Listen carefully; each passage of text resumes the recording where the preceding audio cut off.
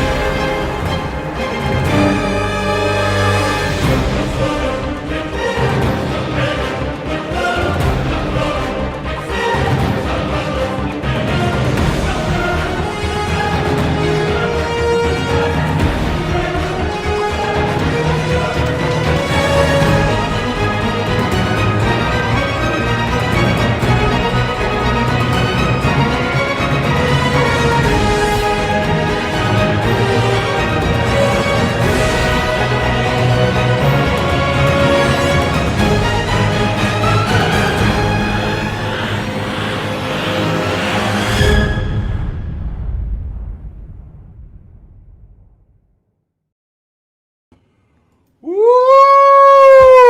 Good evening, friends. It's good to see you guys. I hope everybody's doing well. I know it's been a minute, but I am glad to see you guys. I have missed you very much. So yeah, tonight we are going to pretty much just be going over the latest Letterow by Letterow. And in regards to the Lindsay Stakuni situation there in Jersey, which is really just a big joke. Like, it's really ridiculous. I mean, there's nothing else to talk about, so we might as well. I mean, everybody's talking about the Lindsay Clancy stuff, and yeah, I'm following it for the most part. You know, I mean, you know, I got to say, I know Aiden was live this morning for his bus stop live thing and mentioned that there was just certain stuff about it that he didn't care about. I can't blame him. You know, I mean, the thing is like we watch these trials again, man. We watch these trials whether you like it or not for the drama. We want to learn things and we want to understand things, but there's nothing here. There's no dispute. Lindsay Clancy did this. She did this. She doesn't deny it. The question is, and the reason why people find it so interesting, I believe, is the moral dilemma of which is what I get faced with, which is what's justice in this situation. I'm more curious about the result. Like I'm interested in hearing some of the mental health aspects of the testimony. I'm going to be really interested to see what Kevin Reddington's defense is going to be like. Reddington's my guy, man. I'm trying to tell y'all. But I'm looking forward to seeing what kind of defense he's going to present, and I think he's going to be bringing up some old familiar experts, which is going to be interesting. But I'm going to but now so the last time it wasn't the last time I was live, but recently I started to go over when Aiden was first charged with this nonsense.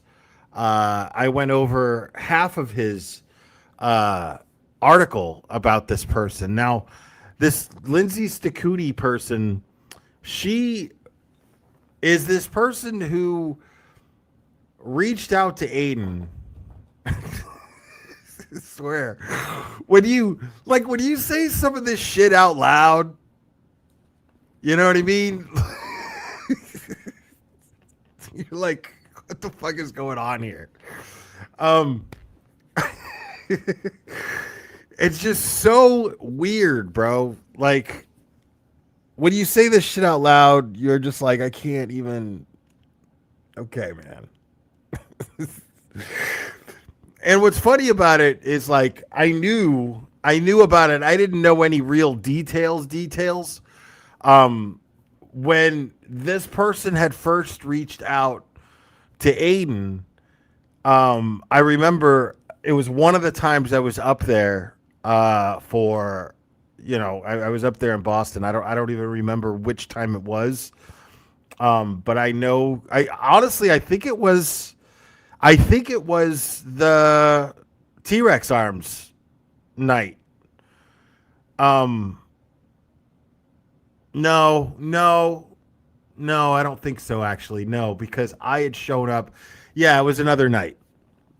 But I had showed up to meet Aiden. We met up with a few other people, but I had shown up and met Aiden, and it was just me and him at first.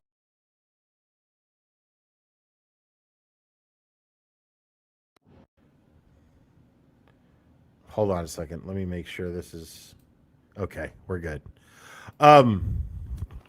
Yeah, and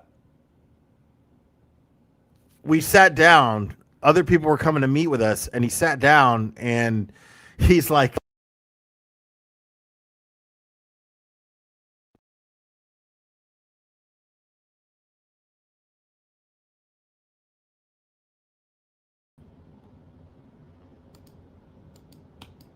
okay, I don't know what the fuck's going on with my shit right now, but it keeps like getting unplugged.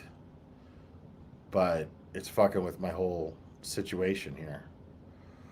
Um, hold on a second. Let me check my settings here, make sure everything is okay. All right. Well, my mic is connected again. No, Clubber's basking in the sunlight over here. But so he's like, I sit down with Aiden. He starts telling me about it. He just tells me there's this woman who's reached out to me, and she's like it's the weirdest shit in the world. Like, she is like pretending to like Paul O'Keefe for whatever reason, and he's into it, and like they're like agreeing on like hand signals in court and all kinds of shit. It's super fucking weird. And he wasn't even sure if he was going to write about it. He wasn't even sure if he was going to write about it yet. And that's all he shared with me about it at the time. But I remember when it was first happening, and I can tell you he waited a long time to write about it. It took a while. So this person, this is all this person. This is all this person seeking attention. Everything that Aiden did, as far as what he wrote about, everything that he did was, and he showed the receipts in his article. I only got through like half of those receipts. I only got through half of those texts. And yeah, she's completely nuts. She's completely nuts. And he didn't share, like, I'm telling you, Aiden didn't tell me her name, nothing like that. All he did, because I guess it was really fresh at the time, and all he did was just be like, dude, this fucking craziest shit is going on right now. Some chick is like texting with Paul O'Keefe and like acting like she's into him, but she's like messaging me to tell me about it. I didn't ask her to. I don't know who this chick is. What's up, Brian Hale? It's good to see you, buddy. So yeah, the New Jersey girl.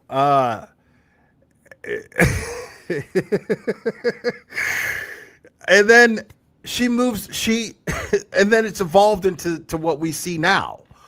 So since then, she's tried to charge him with a crime for writing an article, and then talking about it on his show, which you're allowed to do, by the way. That's not a criminal act. You're allowed to talk about people on the internet. It's perfectly okay to do that. Somehow this person has filed criminal charges, and somehow the prosecutor is moving forward with it. Which I don't even understand. Like, yeah. So all Aiden did, basically it didn't work out her way. She thought she was going to somehow share some sort of weird imaginary limelight with Aiden over this, and she was going to gain some sort of popularity somehow over this. And then, Aiden just basically wrote and talked about his experience with the whole thing, which, in my opinion, makes for a much more interesting story. Because, yeah, it's crazy that Paul O'Keefe, it's totally crazy that Paul O'Keefe would do what he did. Like, his interaction in that is shitty as fuck. There's no denying that. Anybody making excuses for him, I can't even relate to you. I don't even know what fucking planet you're on. Like, there's nowhere like where that shit is somehow okay, where you're like using the trial that you're supporting the wrongful prosecution of the wrong person, and you're in this trial and you're using this platform to like a dating site to pick up women and cheat on your wife in the process, who's sitting next to you, and you're coming up with hand signals. Like, you're making a complete and utter joke out of the trial designed to get your brother, who's a Boston police officer, justice for his murder. Like, it's insane. And so, and I'm sure alcohol had a lot to do with that, but that's not an excuse, man. Like, if you see yourself doing something like that, dude, like, you need to check yourself and just be like, okay, it's time to step back, like, maybe just go on a little bit of a water diet for like a few days or some shit. You know what I'm saying? Like, just, you got to check yourself. Like, at that point, if you're making decisions like that, there's no defending that. There's no making excuses for that. But if I'm Aiden, my fascination would not just be with Paul O'Keefe, but since I'm Aiden and I write about this shit all the fucking time and fucking weird, crazy people all the fucking time, well, then this person would not be an exception to this. It just doesn't make sense that this person, like, because she obviously saw herself in some imaginary, blown up type of weird, like, did she think she was going to end up like in a press conference going, yes, I am this person who is Paul O'Keefe's would-be mistress, but I was playing him the whole time, and then cameras flashing and everything, and they're going, Mr. Cooney, Mr. Cooney, Mr. Cooney, wait. And they're all like fumbling over to ask her questions. Is this what was going on in her mind? Did she imagine this was going to happen because of the Karen Reed trial? Like what? So,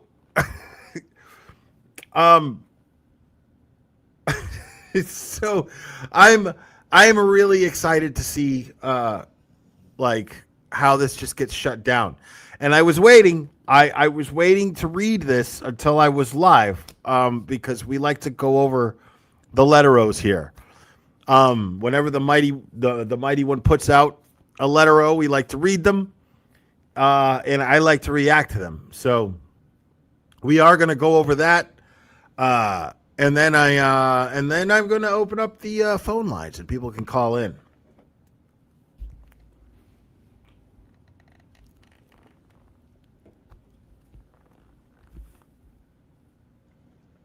Absolutely. I don't some of these people, like, it's so crazy. It's crazy enough that this person did this shit. And what the funny thing is, like, Aiden just, like, he covered it and then he moved on. He covered it and then he moved on. That was it. He was done. He was like, okay, well, one weirdo out of the way, whatever. That was it. We got more important things to do here. And then she couldn't handle that. This whole thing blew up in her face. And it could have been a lot worse for her. But now she's like making it worse for herself because, I mean, I'm going to fucking talk about this shit. You know? Like, I saw Brother Council. I haven't watched that. Maybe we'll go over that. I don't know. But Brother Council dropped a video about it earlier today. I mean, this just goes on and on and on. Just the madness. I'm telling you, like, there's going to be so much for a screenwriter to work with when it comes to this shit. Unreal.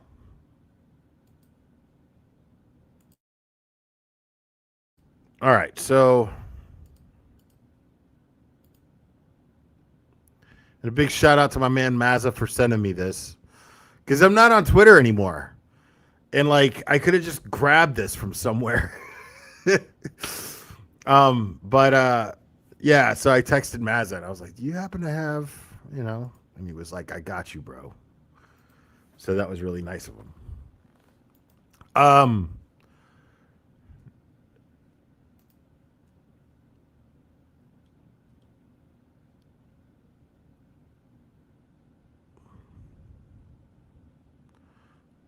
What? Hey, Will, your fatal attraction is absolutely behind this to screw. Oh, okay. I see. I knew you were talking about. You think she's behind this? Like, that's a fucking stretch. Let's just calm down. First of all, I'm gonna read the letter, and then maybe we'll get into that. But people. Yeah, let's relax. Aaron Rush. So this is Aaron Rush, August 3rd, 2026. And why does it say page 10? Because I'm all the way down there. That's why. Okay. So it's here, the state versus Aiden Carney. Dear Miss Rush. So Miss Rush is, I guess, the assistant prosecutor, the ADA who is prosecuting Aiden in New Jersey. And says here, Dear Miss Rush, This letter serves as Aidan Carney's specific demand for exculpatory and discoverable evidence pursuant to Brady versus Maryland, blah, blah, blah, blah, blah, Giglio, United States, blah, blah, blah, blah, blah.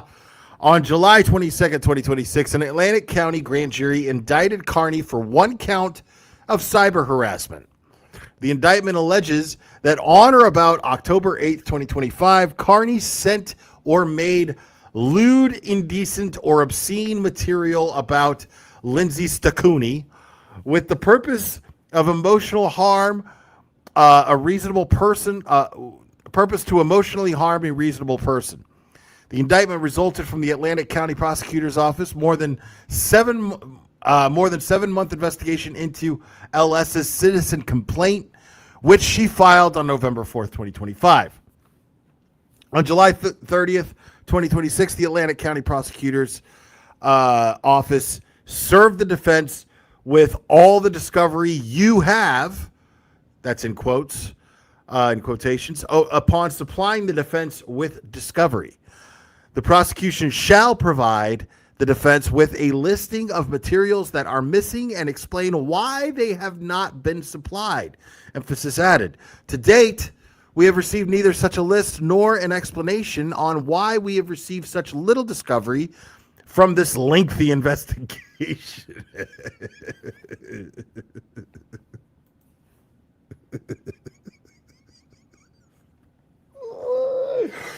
It's like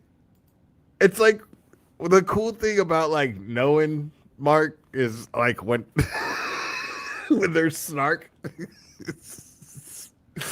It's just funny.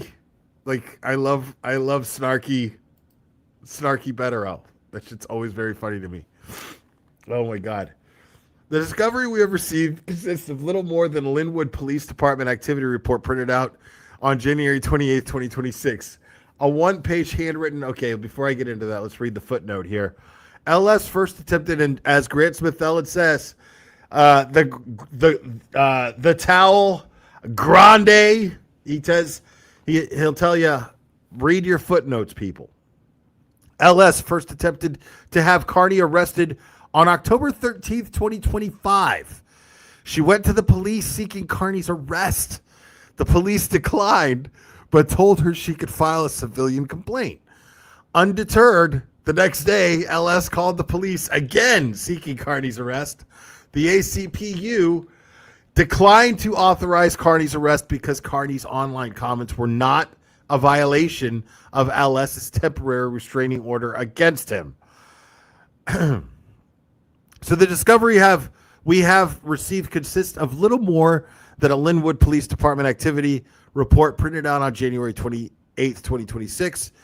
A one-page handwritten statement made by LS in support of her citizen-initiated complaint on November 4th, 2025, and a few minutes of body-worn cameras depicting LS at the police station on November 4th, 2025. Although the ACPO investigated LS's civilian complaint for more than 7 months, we have not received any documents memorializing the statements or information LS has provided to ACPU Chief Assistant Prosecutor Erica Haleko, I guess, who led the 7-month investigation and presented the matter to the grand jury.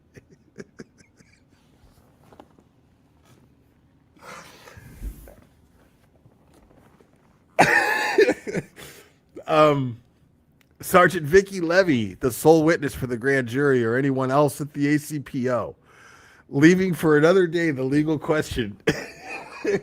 Listen, I can't stop laughing at this. I can't. This is the funniest shit in the world to me. Like, because there was a 7-month investigation. There was a 7-month investigation to like nail the evil Aidan Carney for cyber harassment. Because this crazy, like, okay, so within that 7 months, this lengthy 7-month investigation, there was no conclusion or even a theory Maybe. I mean, was there even a theory that maybe the person who is the alleged victim in all this is a crazy psycho cunt? Is that didn't register at all? Well, that wasn't an avenue to explore in the 7-month investigation.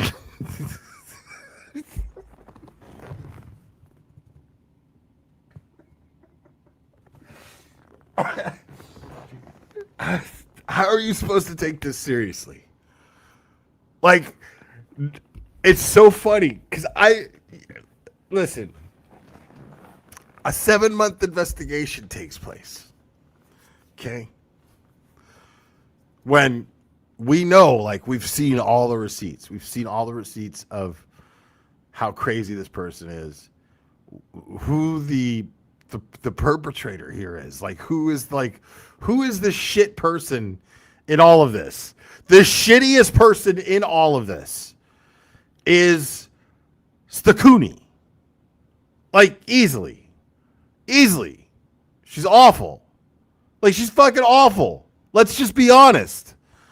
Like, it wasn't like, listen, it wasn't like Paul O'Keefe. Like, what Paul O'Keefe did was pretty fucking gross, right? But but he didn't reach out to this woman. You know what I mean? Like, he didn't do that. He didn't reach out to this woman. Like, in a way, he's kind of a victim. Kind of, not really. I mean, ooh, Will, walk it back. Walk that back a little bit. Okay, I'm not, all right, not exactly a victim, but arguably, is that acceptable? Is he arguably a victim in this? Is all I'm saying? Isn't that fair? Like, that's some shitty, that's like this woman targeted this dude. You know what I'm saying? Like, she targeted Paul O'Keefe. And, I mean, it's shitty, dude. It's totally fucked up. I'm so glad, dude, I'm so glad that Aiden hung this woman out there by her tits, bro.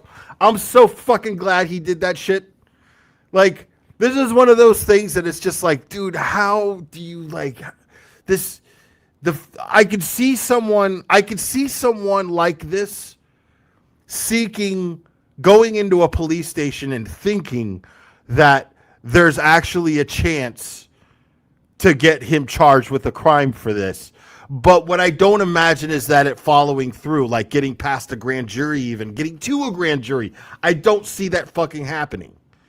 You know what I'm saying? Because it's too fucking stupid.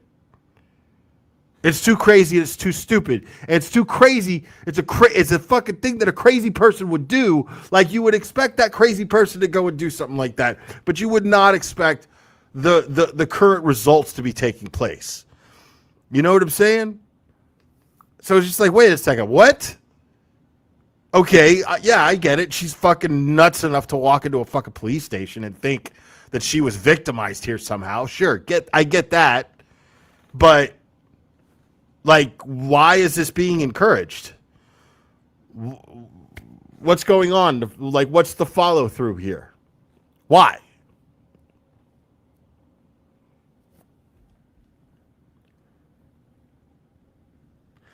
I mean, okay, but in Jersey, like, I get it. Like, people, like, there are people who like Turtle Boy everywhere. There are people who hate Turtle Boy everywhere. But his main, like, concentrated fan base is in Boston. I don't know if he has enough of a following in Jersey where the system would want to fuck him over. Does that make sense? You know what I mean?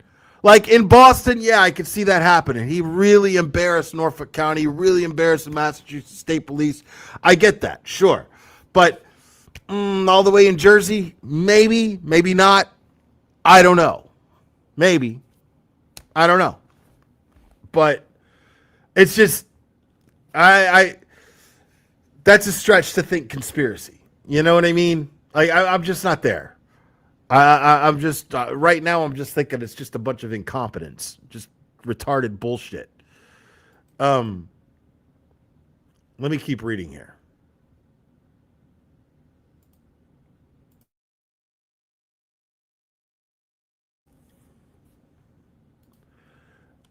Let's see. The discovery we have received consists of little more than a Linwood Police Department activity report printed out on January 28th, 2026. A one-page handwritten statement made by LS in support of her citizen-initiated complaint on November 4th, 2025, and a few minutes of body-worn camera depicting LS at the police station on November 4th, 2025. I already read all this. I'm going to skip to the next paragraph here. Leaving for another day, the legal questions of whether Carney's words were lewd, indecent, or obscene, and or whether his speech was protected by the First Amendment. The substance of the case against Carney rests exclusively on LS's testimony. As such, her credibility is as important as any issue in the case. It is therefore essential that the defense promptly receive any information and material in the ASPO's possession, custody, or control provided by LS, particularly evidence which tends to adversely impact her credibility. Now, that's basically all this is. This is not new for the Mighty One. Okay? We've seen letters like this before from the Mighty One. Letters where he is requesting, he's putting it out there in writing. He's filing the letter with the court to let them know what we want is all the discovery. We don't want to deal with this bullshit later on. Filing motions to compel the prosecution to provide discovery to follow Rule 14 obligations as they are. Like, that's the defense's right as it is. You're supposed to fucking just give that shit up anyway. So instead of having to go through all that bullshit, like, please, I am formally asking you in writing to please provide any of this shit that the prosecution thinks they're going to use against my client. As you are aware, over the past several months, we provided Ms. Haleko with numerous examples highlighting LS's lack of credibility.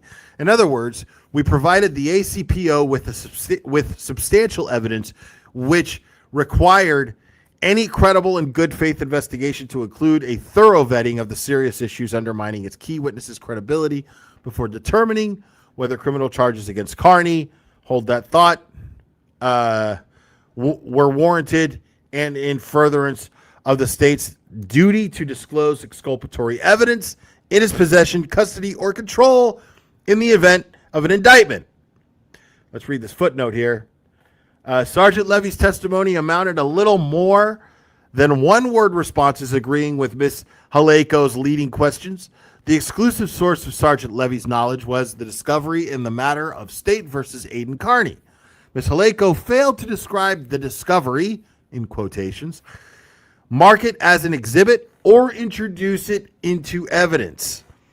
In other words, the grand jury and Carney were deliberately kept ignorant on the original source of the information that Sergeant Levy regurgitated to secure Carney's indictment.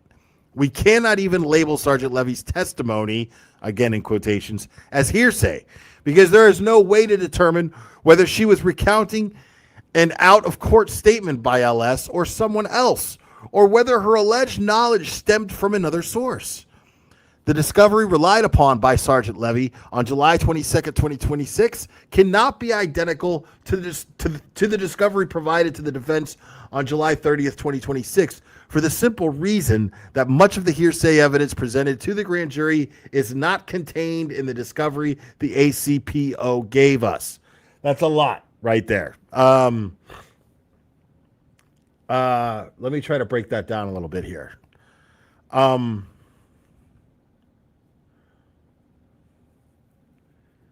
So this is in reference to what took place during the grand jury testimony. So Sergeant Levy is the detective who led the 7-month the 7-month investigation. And Miss Haleko is asking the questions. So the exclusive source of Sergeant Levy's knowledge was the discovery in the matter of State versus Aiden Carney. So Miss Haleko failed to describe the discovery. And she didn't mark it as an exhibit or even introduce it into evidence. She just said the discovery. She just threw that out there. The discovery. And it says here that they were deliberately kept ignorant on the original source of the information that Sergeant Levy regurgitated to secure Carney's indictment. So they just threw out a bunch of bullshit. They just regurgitated some old bullshit that was just not anything of any substance. Nothing that was actually entered into evidence. Nothing that was actually marked as an exhibit. Nothing that was actually considered evidence. It was just called the discovery, and it was just fucking thrown back and forth by this Haleko person and Sergeant Levy.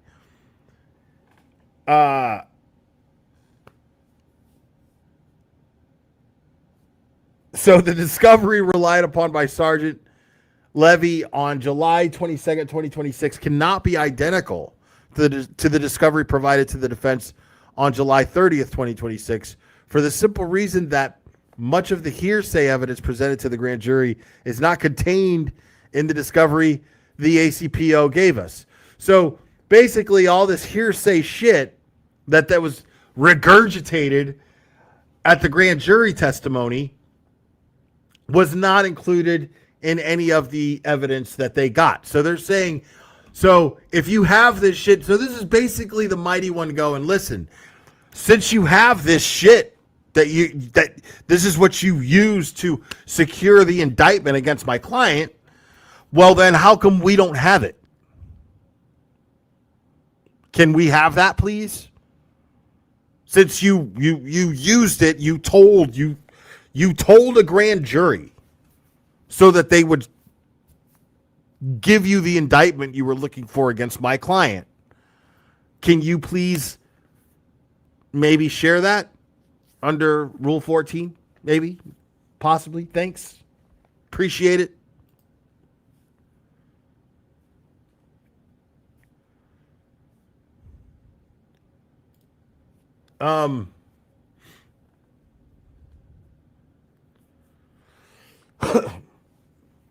Okay, so it goes on to say this. I mean, this is a long footnote.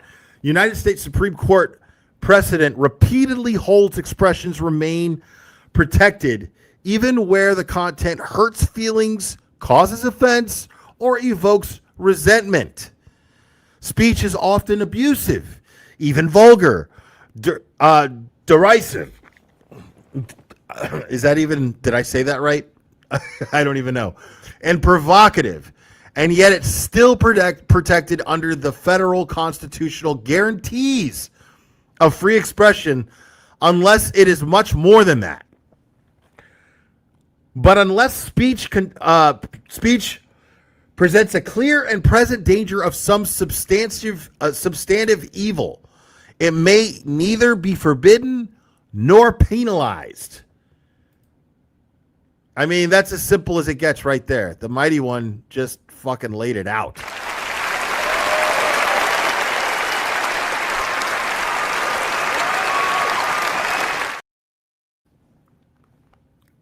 I mean, that's as simple as it gets. And we know that that's what happened here.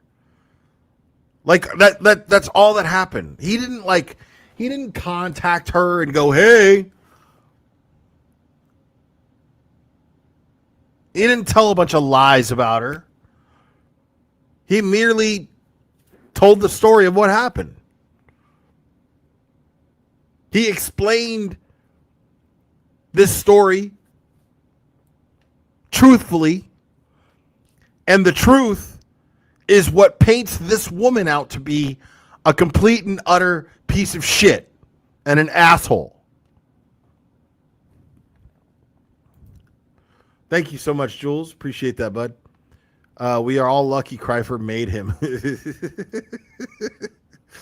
I know. Yeah, Big shout out to Kryford.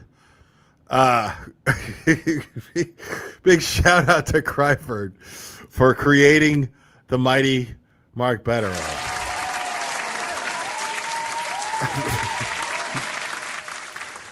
Absolutely. Yeah. When as soon as Letterow started getting too big for his britches, bro, Kryfer was just like, somebody get these beggars out of here.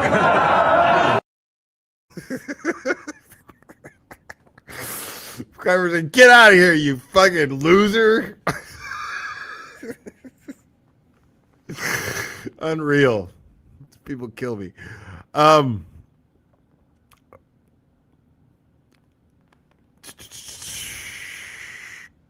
See new journey, blah, blah, blah, blah, blah, blah, blah, obligated to gather and disclose relevant Brady and Google.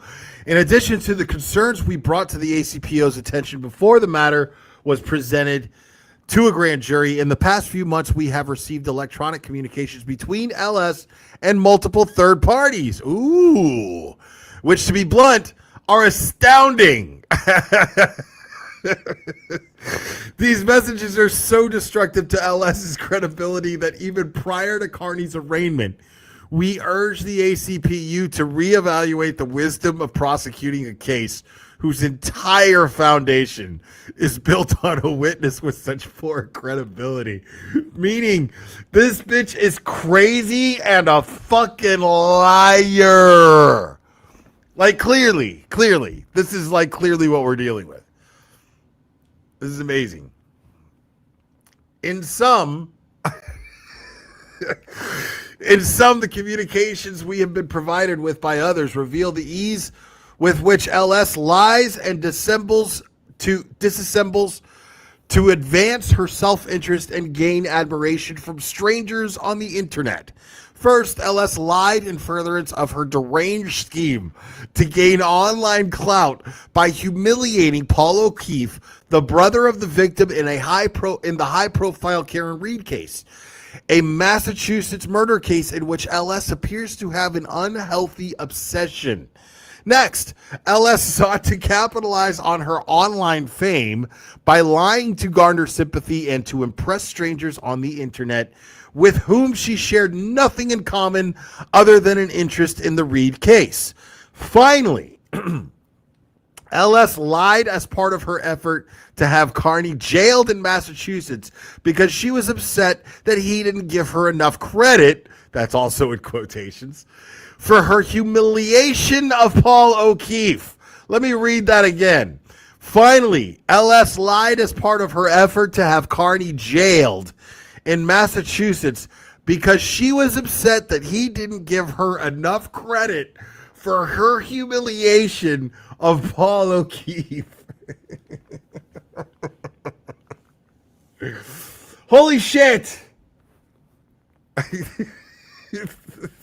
This is fucking amazing. Oh, God, this is fantastic. It should not be lost on you that this evidence exposes LS's lack of clean hands, which is devastating to the cyber harassment case because her conduct severely undermines your ability to credibly suggest that a reasonable person in her circumstances would have suffered emotional harm because Carney said unpleasant things about her. Evidence of LS's false statements, deception, and willingness to frame Carney. Before I get into that, let's read the footnote here real quick. Several times we requested in writing that the ACPO inform the grand jury about red flags associated with LS's credibility. Issues related to the impairment of the integrity of the grand jury proceeding will be addressed at length in our forthcoming motion to dismiss the indictment. So you know that's coming. I mean, that's obviously coming. So given that the ACPO investigated this matter for 7 months before seeking Carney's indictment and presumably vetted her credibility before seeking an indictment, we expect that you are in possession, custody, and control of much more exculpatory and discoverable information than of which the defense is presently aware.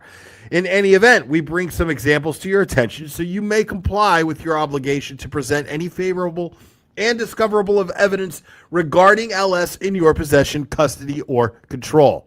LS repeatedly has lied about her ownership of numerous X accounts, including Elwood's, Sap Awe, and Katniss Everdeen.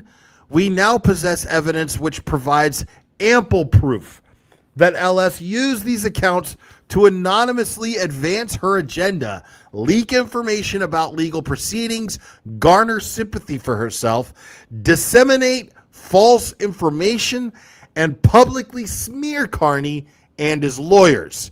She did this at the same time she was cooperating with the ACPO and supposedly was being emotionally harmed by Carney, but LS's own communications with third parties obliterate her ridiculous claims that these accounts did not belong to her. 1 second here, folks.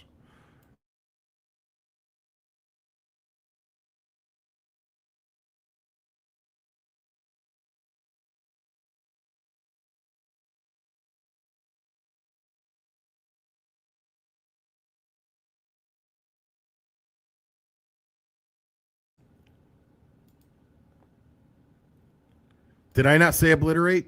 I said obliterate, didn't I? Anyway.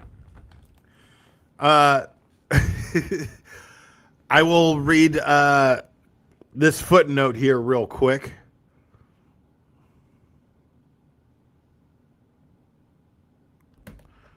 On December 18th, 2025, approximately 1 month after she told the Linwood police that Carney was making her life a living hell, LS voluntarily sought the dismissal of a civil proceeding and a vacatur of a protection order against Carney. Prior to dismissal, LS testified that she felt she would be safe without an order in place and that she was not concerned for her safety. It is noteworthy that she abandoned this case immediately before she was scheduled to be cross-examined. The day before, LS told a third party that this is all strategy to avoid harming her criminal case by testifying in the civil matter to avoid putting more on the record. She bragged about her legal prowess, boasting that she never even got to cross me and they didn't call me Elwoods for nothing. In other words, the cyber harassed and scared LS voluntarily gave up a protective order against Carney as a strategic move to help her criminal case against Carney. The ACPO should not tolerate being exploited as part of LS's strategy plan to get credit and additional online celebrity by having Carney jailed in Massachusetts. Holy shit, my man. That is fucking fantastic.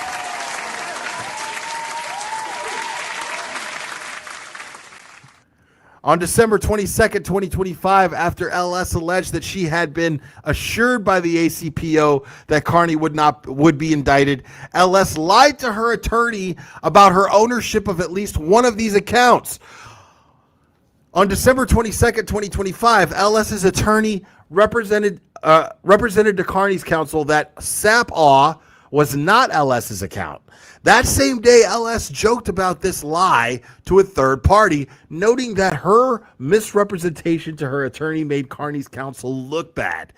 If LS lied to her own attorney about her behavior, why wouldn't she lie to the ACPO if it served her interest to do so?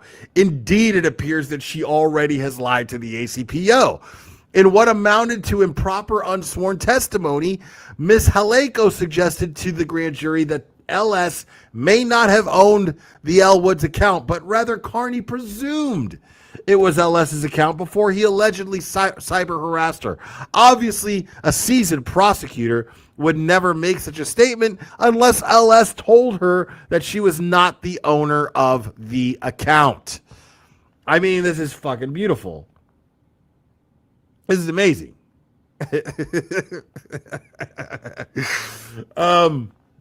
There's a lot to unpack on this one too.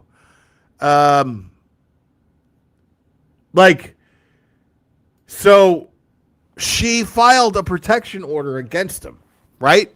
She got it. And she got it. But, I mean, as we've seen already, like, it's not difficult to get one in Massachusetts or in New Jersey for whatever reason. And I think we have explored that. I think the common the common theory is, is because it's designed. I don't even think it's much of a theory. I think it's pretty factual. The laws there are designed so that a woman can just get help immediately if she's in danger. But it's not thought through well enough to protect people from people, weaponizing it. So unfortunately, that's going to happen from time to time unless they fix it. So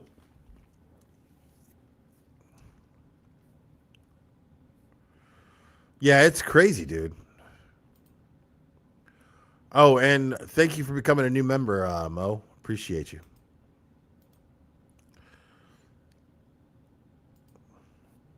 Yeah, this is wild. So she vacates it. So as soon as she is supposed to get cross-examined and questioned, where her credibility is sure to be fucking destroyed with her on the stand, whether it be the Mighty One, whether it be the Terminator, Tim Bradle, I mean, or you know what sucks, man, is like I would rather, I wish that like there was this. Okay, you guys are gonna laugh. I just want to be able to like explain this. So like, there was this one drummer that I used to know, and his name was Tim, and because he was a really good drummer, we called him the Intimidator. And if that was not Aiden's fucking nickname for his dick, I wish that we could call Tim Bradle the Intimidator, but we can't because it's Aiden's nickname for his dick. Can't do that. You can't have both. It's a bummer. So the Terminator it is. The Terminator it is. Okay?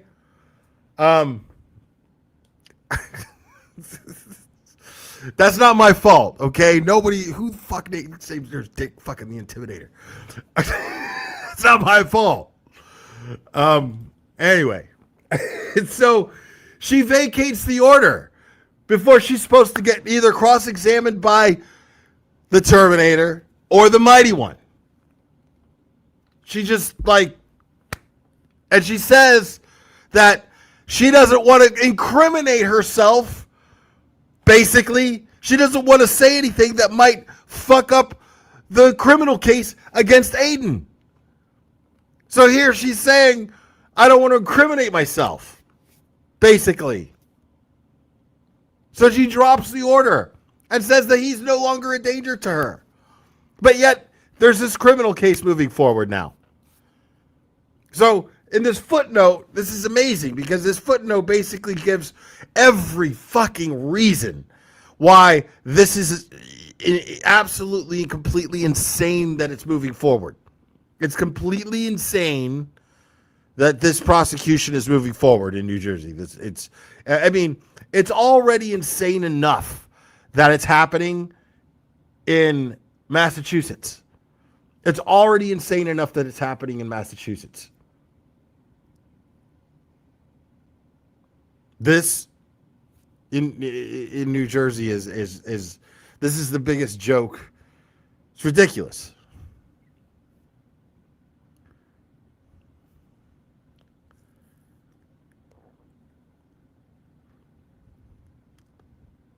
Yeah, like I had no idea that she had these sock accounts.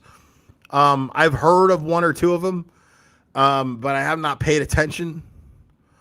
There's just so many, dude. Yeah, like I'm not in any rush to get back on Twitter. I like having access to information, but I'm not in any rush to get back on X. I hate X. I really do. Like, I really fucking hate it. I'm not even trying to lie.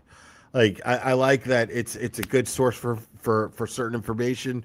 I miss having access to Kyle Sharkey's Twitter. I miss having access to Aiden's Twitter. But I'm yeah, like it's just too gross. It really is. Like, at this point, it's just too gross. Like, the negative, it's so gross and negative. And it brings out the negative in me. Because I'm the kind of person that's just like, okay, well, you want to be fucking gross and nasty? I can be fucking gross and nasty, dude. Fuck you. You know what I mean? I absolutely do that. And I don't like that. I don't like being that. You know? I'm happier when I'm not on X. I'm honestly happier when I'm not on X. Like, if you go back and watch streams where my ex was suspended, I was 100 times happier. Like, I feel much better now that I'm not on X. But I would prefer to have, I miss having the quick access to information. Oh my goodness. Barbara, thank you so much for the Venmo, $15. Appreciate that.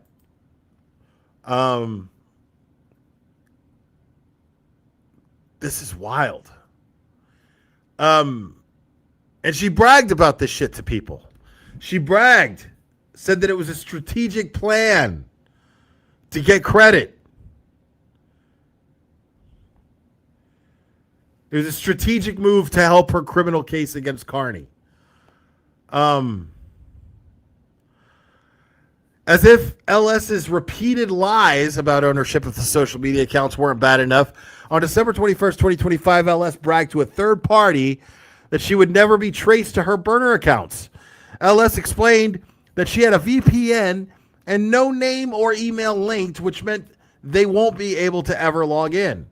And I'm not giving them a password. She boasted that she would never be caught for this deception because Carney lacked subpoena power. And she would erase every single thing right now and say no idea. LOL. She would erase every single thing right now and say no idea. LOL. LS defiantly revealed her intent to frame Carney for publicly disseminating confidential information from the civil proceeding that she leaked on her burner accounts, explaining, fuck it, I'm going to say Carney leaked it. LS matter-of-factly stated that she would concoct a story, that she simply stumbled upon information she leaked in a Reddit group. That's my story. Prove me wrong.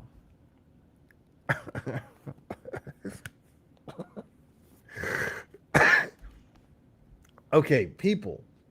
Are we not in agreement at this point that this person is fucking nuts? Like, are we not? Come on. And you know what's funny? You know how much I've talked to Aiden about this case? Like, I'll be 100% honest with you. Like, as the extent of what I've talked about this case with Aiden behind the scenes is what I explained to you at the beginning of this stream. That one time I happened to be in Boston months and months before he even wrote the article. Well, maybe it wasn't months and months. I don't think it was that long. But he waited. He sat on it. He didn't tell me anybody's name. He just told me it was Paul, that this person was doing this. And he was like, I didn't ask her to do it. I don't know why she's doing it.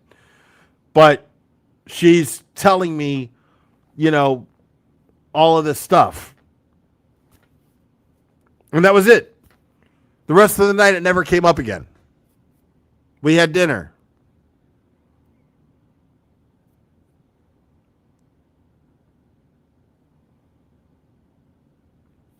This is fucking wild.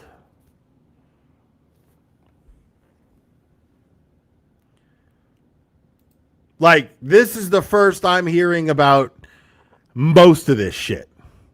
Like, I mean, we already knew what happened, with the whole, we knew what happened with the whole restraining order or whatever when she was going to get cross-examined, but, we didn't know about, I didn't know anything about this grand jury stuff. I didn't know anything about these other accounts, these other sock accounts that she has.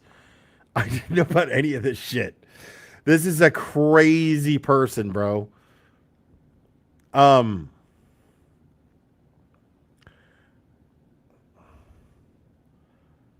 That's my story. Prove me wrong, she said. Unreal, dude. Dude, I'm only on page 5. Okay, there's 11 pages of this.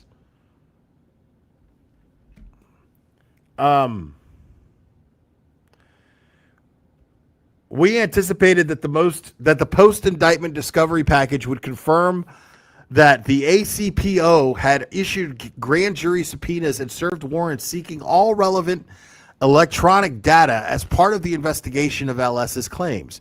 Thus far, we have been provided with no such evidence. Considering what the ACPO knew about LS months before seeking Carney's indictment, its failure to secure and document all available electronic data related to LS's claims and her credibility will likely expose this prosecution to claims and motions related to the spoliation of exculpatory and material evidence if LS has deleted electronic data or follows through with her threats to do so. LS's pervasive dishonesty extends far beyond lies related to her social media accounts. The communications we recently received reveal her brazen and deceitful pattern of inventing stories out of whole cloth in furtherance of her need for admiration and sympathy from strangers on the internet, which is entirely consistent with her motive for scheming against Paul O'Keefe. Some of the evidence about LS's untruthful conduct we recently acquired is described below. This should be fun. LS publicly has claimed and listed on her LinkedIn biography that she is a licensed clinical psychologist who worked for Atlantic County. She has cited this fact to establish credibility with others with whom she has communicated with online. But according to New Jersey licensing records, LS has never, in bold italics, been a licensed psychologist in New Jersey. So that would mean You're lying. And you're a piece of shit. exactly, McGruber.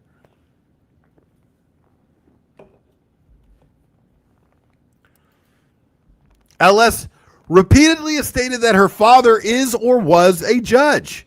LS's father is not and has never, in bold italics, been a judge.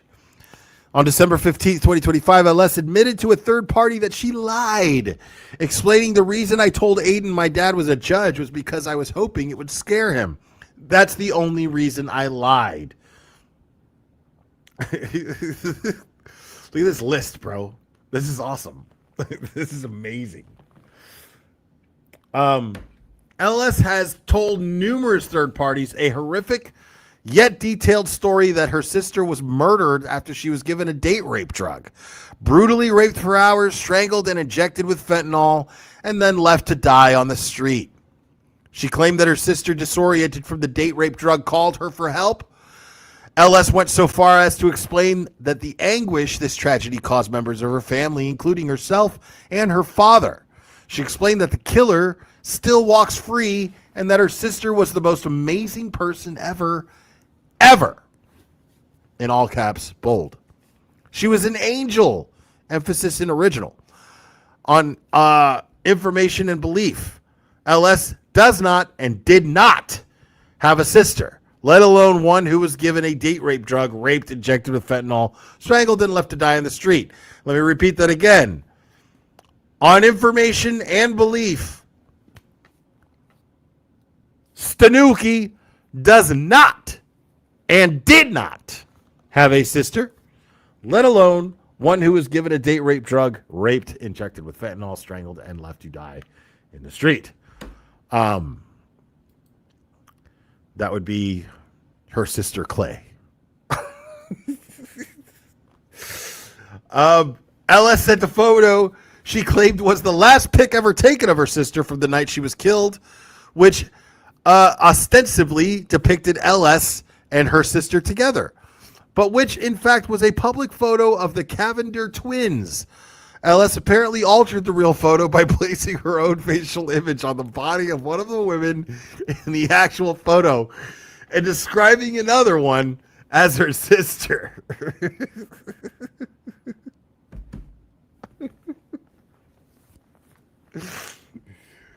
Bro, like this is holy shit, dude.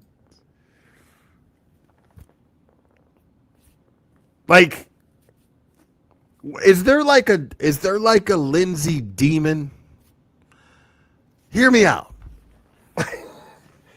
Is there like a Lindsay demon that like just jumps from like crazy, like they don't have to be crazy.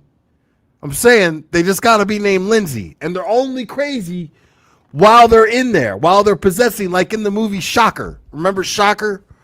Remember that dude Horace Pinker? Horace Pinker got fucking electrocuted. He's like, and then like his crazy spirit started jumping into people, right? Like maybe the crazy leaped out of Lindsay Gatuni, and now we see the Lindsay Gatuni that we see today. That's just been kind of like pretty awesome on Twitter, really, when you think about it, right? And then like jumped into this other person, like it can only inhabit the bodies of women named Lindsay and some sort of Atuni variation of her name.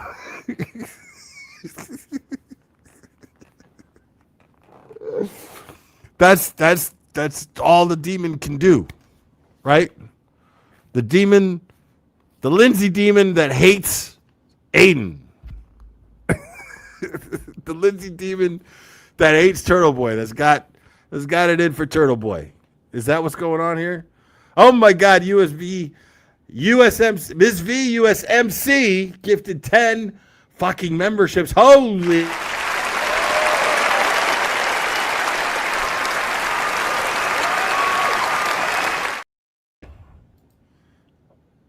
Like the movie The Fly. No. Nothing like the movie The Fly. Okay? Nothing like the movie The Fly. At all. Not even a little bit. You're wrong, sir. You're wrong.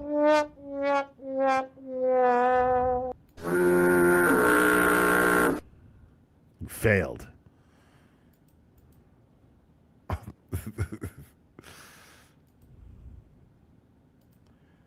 On information and belief, the source of which is verbal and electronic communications between LS and others, LS created her spectacular lie about a murdered sister as the hook to reel in Paul O'Keefe in her dastardly plot to gain his affection.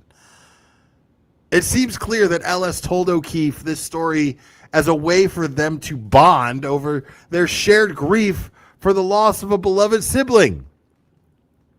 LS merged her tangled web of lies about her judge, father, and non-existent sister, telling another that evidence related to her sister's murder was sealed because my father was a judge.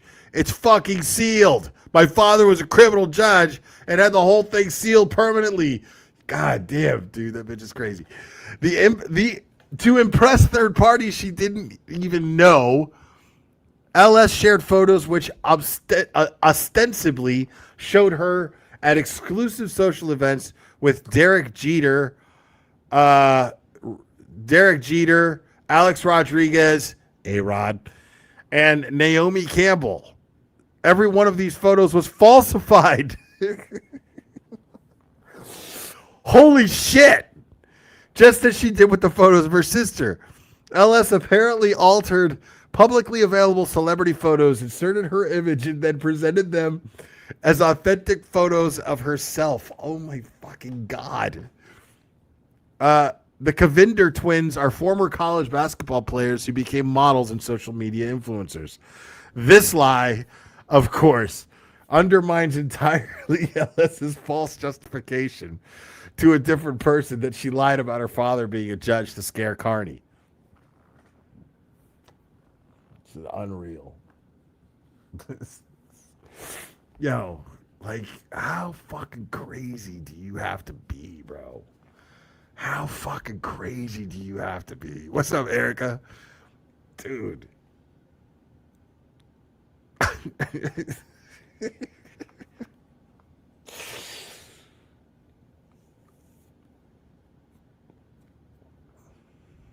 Awful, bro. And she falsified her own pictures, dude. You saw, like, if you read Aiden's article on that shit, when you read Aiden's article, like, that shit is, there's quite a contrast in the pictures that she like shares and like her pictures. You know what I mean? Like, she's a total catfish. She's a total catfish.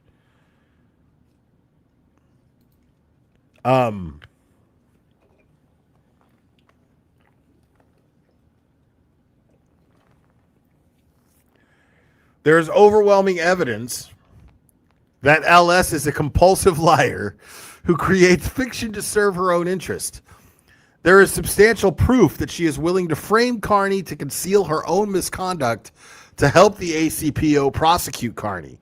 Accordingly, demand is made for the immediate production of any evidence or information in your possession, custody, or control that LS has lied, falsified evidence, or sought to falsely accuse Carney. To the extent that you have not interviewed or spoken to LS considering our offer of proof, you are now aware of these issues and are obligated to question Stakuni about the issues we have presented in the specific demand for Brady and Giglo material and to disclose your findings to the defense. Dude, listen, dude. This is always a problem. Like, always. Like, it's so crazy because I've never seen someone so falsely prosecuted so much. Like, let's face it. Like, with Karen Reed, of course, like, we're talking about this was terrible. Karen Reed was being framed for murder, right? She's being framed for murder. Not only murder, but murder of her own boyfriend and a Boston police officer at that, right? This is a big deal, of course. What I'm saying, though, is Aiden just keeps getting fucking shit thrown at him. Like, it's constant. Like, it's one fucking crazy shit after the other. And there's, like, people that, like, want to see this guy go to jail that used to, like, support him. And when you really, and like what it really boils down to, is like they want to see him in jail because their numbers went down. People were onto them. The curtain was drawn and people could see them. And then guess what happened? They turned. But did they actually turn? Because I don't think that's the case. I think it's just what people always were. You know?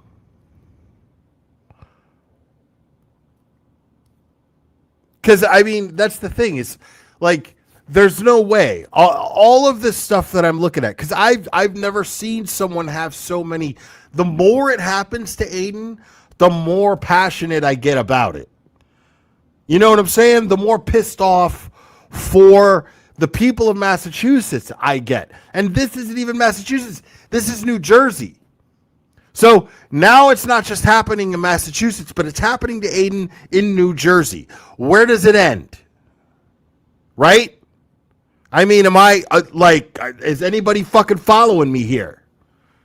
Because then people have the fucking balls to go, why the fuck are you getting involved if you live in fucking Tennessee?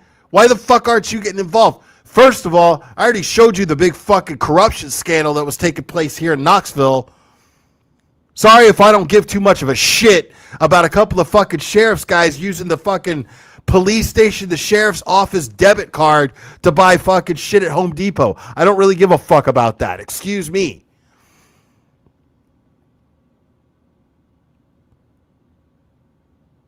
But when I see someone's free speech,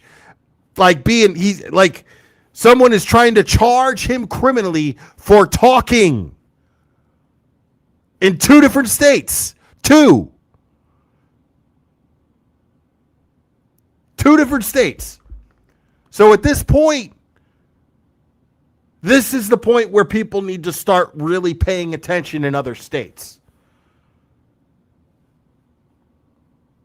And no, I do not regret paying attention early on, because what was happening to Karen Reed, what is happening still to Karen Reed, is fucking atrocious.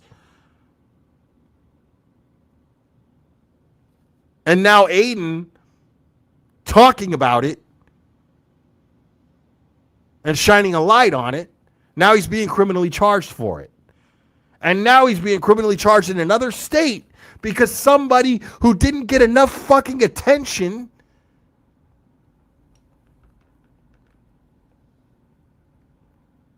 is now mad at him because she tried to manipulate and use him to use the Karen Reed case as some way to garner some insane level of fame for doing absolutely nothing. Even the plan that she concocted was completely insane to think that she would gain some sort of fame from that. You're not going to get fame. You're going to get talked about. You're going to get talked about like a crazy person. There's no way that the public is going to see that and not go, holy shit, that's a sick person. Why is she targeting Paul O'Keefe to do that? For what? What motive for this could there possibly be? She didn't suspect that Paul O'Keefe was a shitbag. She fucking tested the water. That's what she did. She was like, look at Paul O'Keefe. I wonder if I start fucking with him, will he fall for it? That's what she did. And then she used Aiden to try to get popularity for it. And it backfired because all Aiden did was tell the obvious truth about what that situation was. Because he called out Paul for what he was doing, but he called her out for her motives, for her obvious motives. And she didn't like that.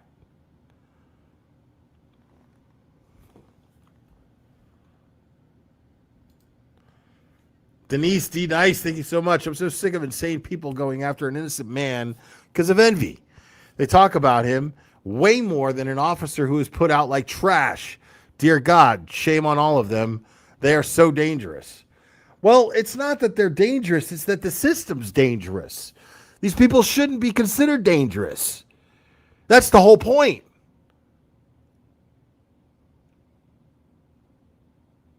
It's scary that they can actually, the scary part is not that she's insane enough to walk into a police station and think that she could fucking bring charges on somebody for hurting her feelings. That's something I would expect an entitled, insane person to do. What I don't expect is for it to be enabled by actual proper authorities. That's not something that I would expect. Because we do have a little something called the Constitution here in the United States of America. We do have a little something called civil rights. We do have a little something called the First Amendment. We do have a little something called free speech.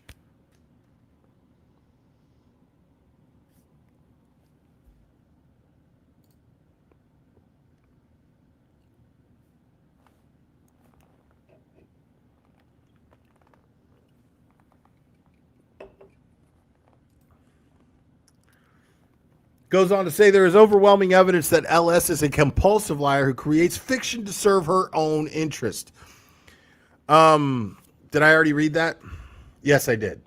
As noted above, we have not received any statements LS made to the ACPO or any law enforcement official since October 2025.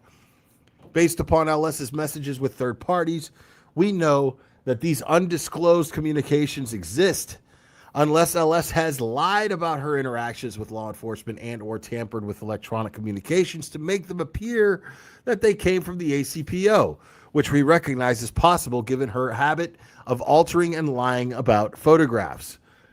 On December 17th, 2025, LS shared with a third party a portion of a message thread with the Chief Assistant Atlantic County Prosecutor Pretrial Unit Grand Jury Screening. LS suggested to the third party that she was emboldened by her conversations with the unnamed prosecutor because it may get Carney's bail revoked. LS then stated that she intended to publicly drop more information about Carney.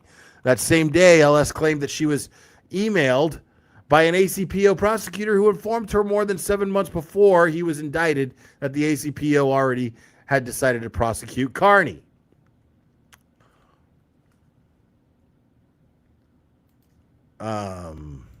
Navy Pearl, thank you for becoming a new member. I appreciate it. Welcome to Reprobates. And yes, people, I mean, there are definitely more petties to come. Those do happen. Just today is not a members only day. Like I said, when there are developments in Aiden's case and things of that nature, then we go over those developments. This is an obvious development. Is the latest Letterow. So I'm going to read this footnote here. We cannot state whether this communication, if authentic, was with Ms. Haleko because LS redacted the individual's name before sharing the communication with a third party. For 7 months prior to Carney's indictment, Ms. Haleko consistently told us that the ACPO had not decided whether to prosecute Carney.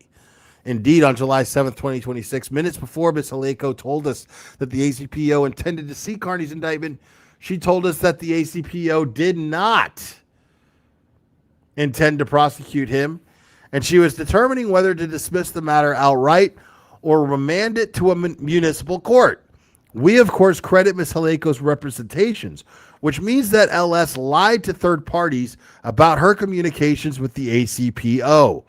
Meatball is a disparaging nickname for Norfolk County DA Michael Morrissey. Just for the record. Just 5 days before she claimed that New Jersey and Massachusetts coordinated a taxpayer-funded effort to provide her with personal protection, LS stated on the record in a civil legal proceeding against Carney, which was terminated in his favor by her decision to unilaterally dismiss the case under her direct examination, but before her cross-examination, that she felt safe without the need for any protective orders against Carney, and for A, that she felt safe without the need for any protective orders against Carney, and B, that she was not concerned for her safety. Suffice to say, LS either lied about her police protection detail or lied under oath and under the record to a superior court judge. So she drops it after. She drops that shit. What's up, Ray? She drops it after she gets direct examination, which means she had to fucking lie. Which means the prosecution asked her questions that would clearly be in favor of prosecuting Aiden. That would be clearly be in favor of, not in favor of Aiden, right? This is what this testimony is designed to do. The questions are designed to paint Carney as the perpetrator under direct questioning. She's the main witness. She's the victim, right? Then, before she gets cross-examined, she drops it all. She says, no, it's not. I don't feel in any way that he's a danger to me. So basically, she lied under oath. She lied under direct testimony. I mean, what else is there?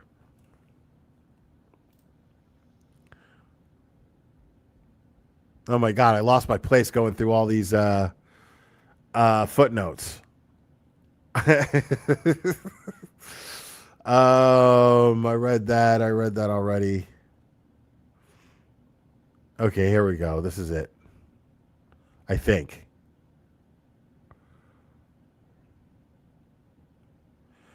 Yes, predictably, LS then went to one of the Burner X accounts she lied about owning, which she described as her troll account to criticize one of Carney's attorneys. Demand is made for the immediate production of any communications between LS and anyone associated with the ACPO in any capacity related to this matter. Coordination between LS, New Jersey, and Massachusetts. Let's get into that. As stated above, LS's primary motive to seek Carney's prosecution in New Jersey was her hope and expectation that a New Jersey criminal charge will result in his bail being revoked on an unrelated Massachusetts criminal matter. In December 2025, communications with third parties, LS alleged that she was engaged in lengthy and substantial discussions with Norfolk County, Massachusetts District Attorney Michael Morrissey, the Norfolk County DA's office, and Robert Cosgrove, the specially assigned prosecutor handling Carney's Massachusetts matters because of the Norfolk DA's conflict with Carney. Now, I just had a thought. So, who do I want to go down this road? Do I even want to do that? Who was the third party? That's not being mentioned here.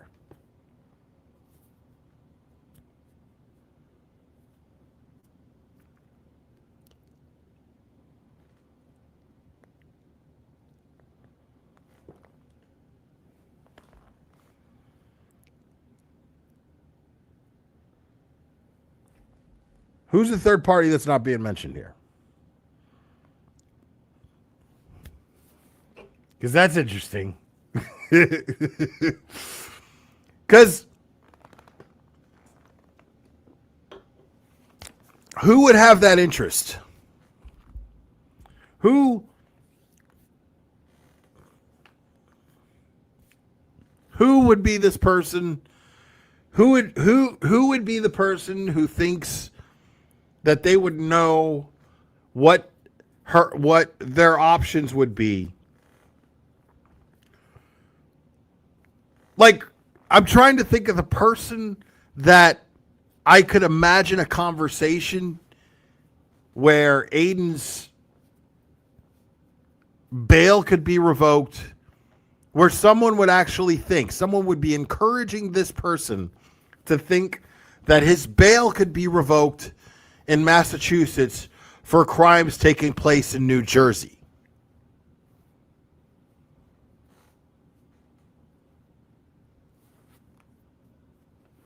Now, it could be a number of people. Could be a number of people. And honestly, I don't even really think it's important. It's just something that, it's like the elephant in the room right now, because I know I'm not the only one kind of wondering, like, who could it be? Because the truth is, like I said, it's honestly not that important. It really isn't. Unless it turns out to be somebody who Aiden actually trusts. That would be fucked up. But, I mean, as far as people who publicly we know he doesn't, and who we know publicly makes every effort to try to fuck him over and trash him and discredit him, fucking pick a name out of a hat. There's so many. You know what I mean? Like, let's just face it. Okay, so Nez from New Jersey. Okay. I'm not implying one way or the other. I'm just saying I'm wondering, I'm not saying it's Nan.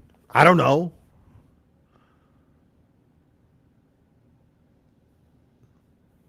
But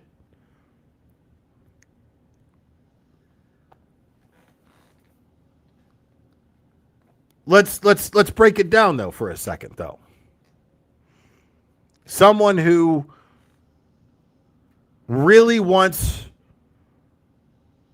attention and feels entitled to it, but not willing to work for it. They want the attention Aiden has, but they feel like they could just get it. They feel like they're just entitled to it. Right? Someone who has the same intentions as Stakuni here, right? Well, that doesn't really narrow it down exactly, does it? Think about it. It really doesn't narrow it down. There's a lot of fucking people out there. There's a lot of people out there who hate Hayden, who they hate Aiden simply because they think that they're entitled to the attention he has.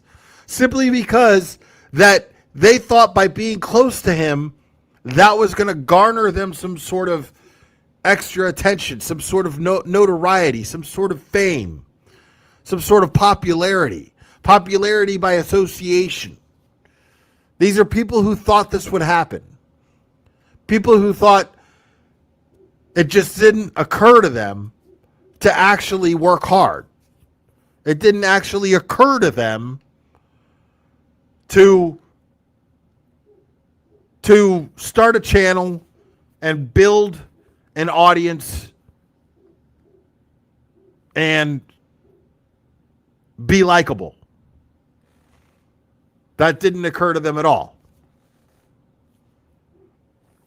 Or they just couldn't because they're just not likable.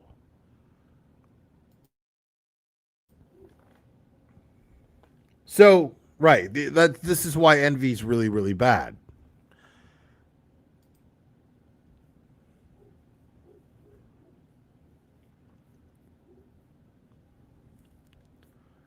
Well, it's right.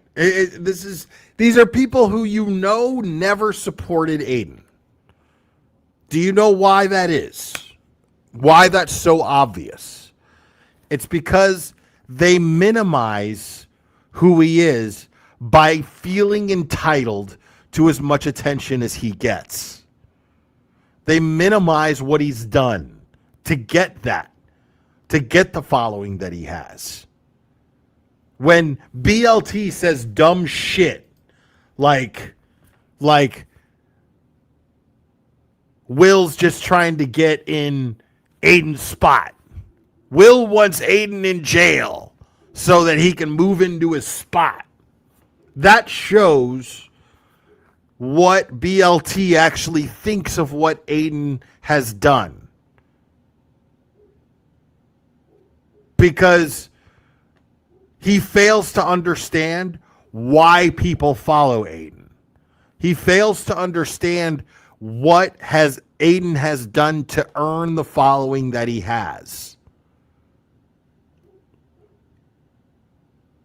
He not only underestimates Aiden,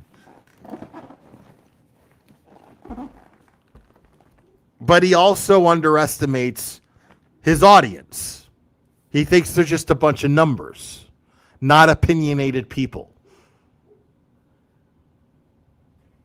Not people who go out and vote.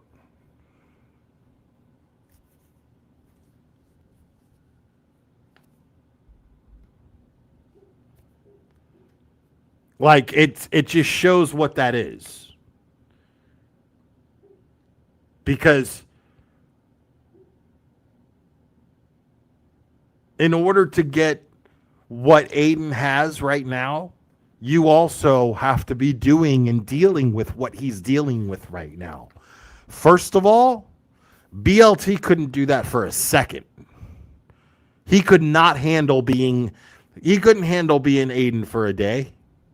Mike Kryford couldn't handle being Aiden for a day. Randall, none of his hood boogers could ever handle being Aiden for a day. They couldn't handle it. I don't think I could, if I'm being completely honest.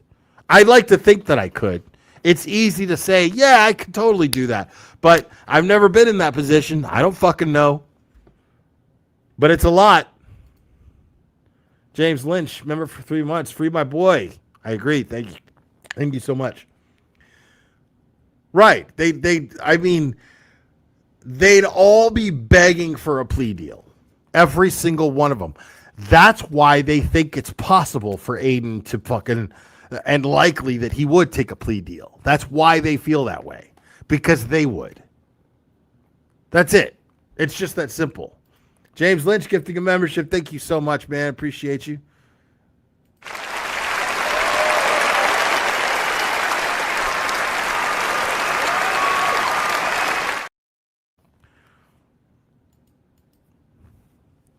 Just the fucking poor. Like, think about it. Look at how poorly they handle being talked about online.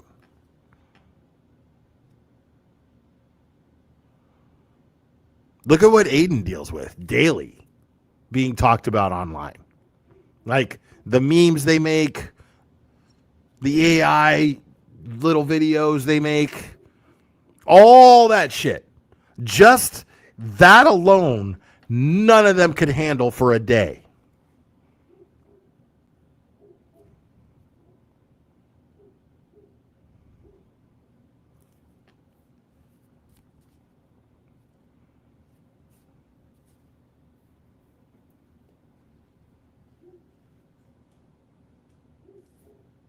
And then there'd be the criminal charges.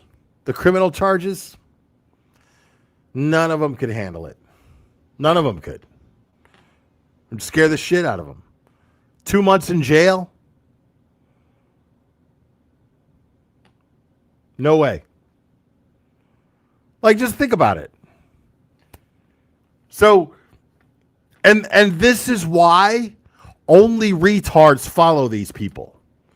This is why there are only retards that are following these people. Morons, idiots, buffoons, cretins, bona fide schmucks.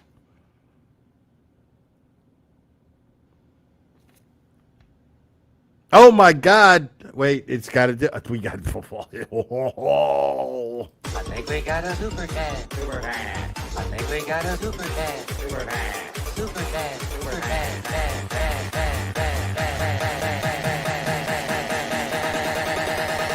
I think we got a super cat. I think we got a super cat. Oh my God, Stephanie Patterson, thank you so much. Not to interrupt, but thank you for covering this bullshit. Just another chapter in his book and series, Free Turtle Boy. Agreed.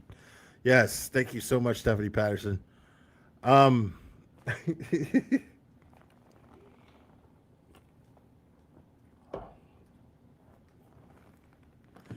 Yeah, I mean, there's no way that anybody with any brains thinks that there's any logic behind Aiden going to jail for anything that he's done so far. No way. Like, it's to that point. Like, it's to that point. Like, I used to kind of feel a little bit like, you know, I guess some people feel a little differently about, you know, what's a little too far and what isn't. You know, I mean, I know it's protected under the First Amendment, but I guess some people don't really understand that. Blah, blah, blah. No. We're past that. We're past that. You're fucking retarded. Like, if you think that Aiden should be in jail for anything that he's done so far, you're fucking dumb. It's just that simple. Like, there's too much evidence. There's too much evidence to show that he was merely exercising his First Amendment right.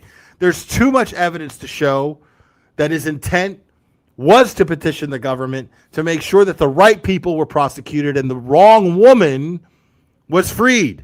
The wrong woman who was being accused is freed.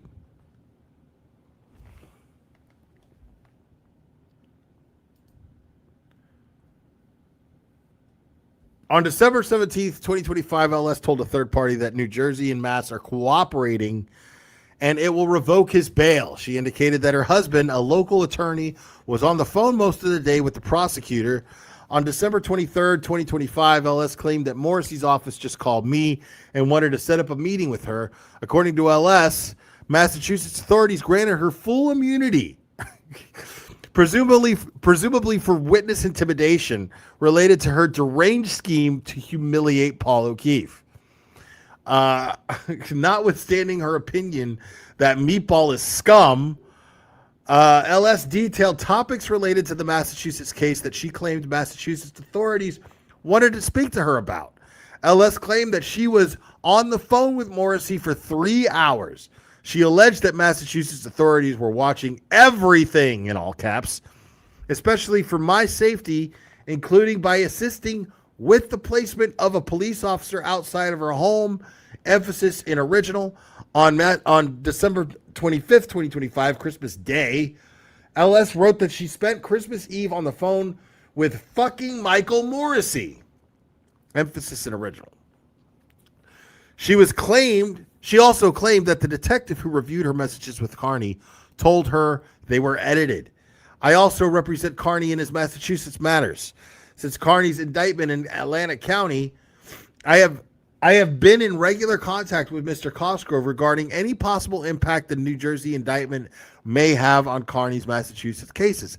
I am informed by Mr. Cosgrove that in December 2025, the Massachusetts State Police contacted LS to look into the New Jersey situation, and LS essentially confirmed what already was on record in New Jersey.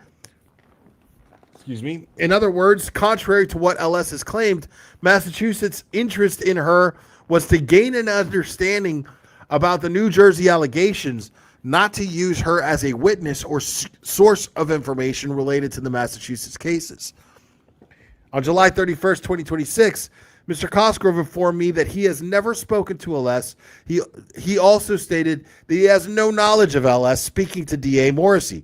It is hard to fathom that DA Morrissey, the conflicted district attorney who specifically engaged Mr. Cosgrove to handle Carney's matters, pumped LS for information about Carney for 3 hours and spoke to her on Christmas Eve, but somehow failed to inform Carney's specially assigned prosecutor. This appears to be another fantastic lie on LS's too long to count list of lies, in furtherance of her need to be considered important in the online orbit surrounding Karen Reed and Carney. Right, exactly. So she's full of shit. I mean, she's completely and utterly full of shit and a complete and total attention-seeking whore. I mean, she's a whore for attention. I don't know. I don't mean that in a sexual manner. I mean, she's a whore for attention. She is willing to subject her own moralities for the sake of attention, which I think is pretty fair to say.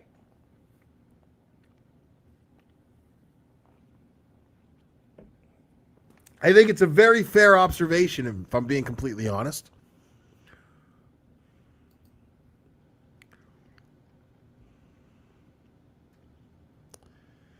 Demand is made for any information or material in your possession, custody, or control regarding coordination between or among LS, your office, the Norfolk County DA's office, Mr. Cosgrove, and or the Massachusetts State Police regarding Carney. Catherine, thank you for the $100 Venmo. Oh, my goodness. Hope this helps a little. Keep doing you, kid. Appreciate you, Catherine. I will do that. She said, here's looking at you, kid. You keep doing you, kid. Hell yeah. Catherine's awesome.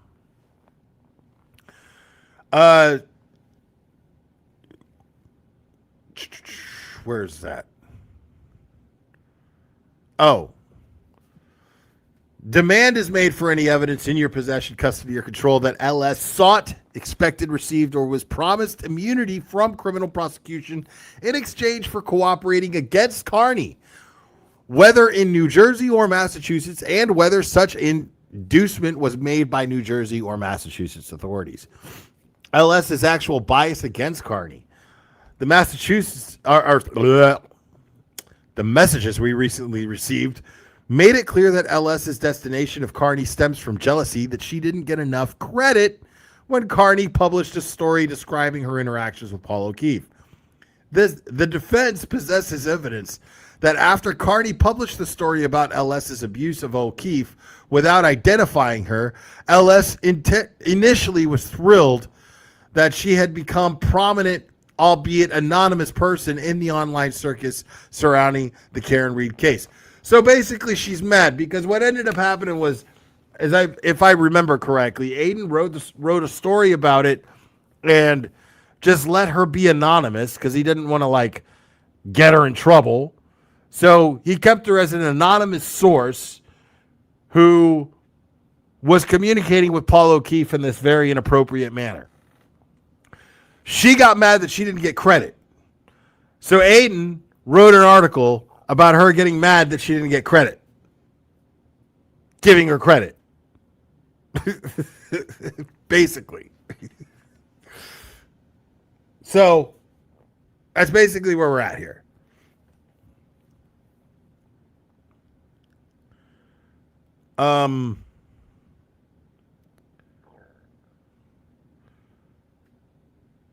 The messages we recently received make it clear that LS's destination of Carney stems,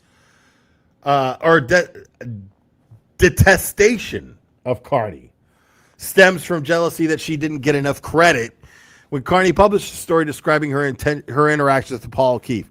The defense possesses evidence that after Carney published the story about LS's abuse of O'Keefe without identifying her, LS initially was thrilled that she had become a prominent, albeit anonymous person. I already read that. I'm sorry. Karen Reed case. On March 26, 2025, LS bragged to an online friend that she spit her drink out laughing at people outside of court, mocking O'Keefe with a selfie that he had sent LS. She was amazed at what she accomplished, noting, "I never in a million years thought that this whole thing would literally break the internet. The internet literally broke." Wow.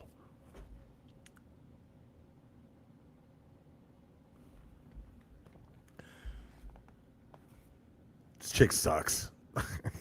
Not surprisingly, it was LS's giddiness over being the centerpiece of the story that literally broke the internet. And her craving for attention as the woman who humiliated Paul O'Keefe that led her to randomly contact strangers on the internet.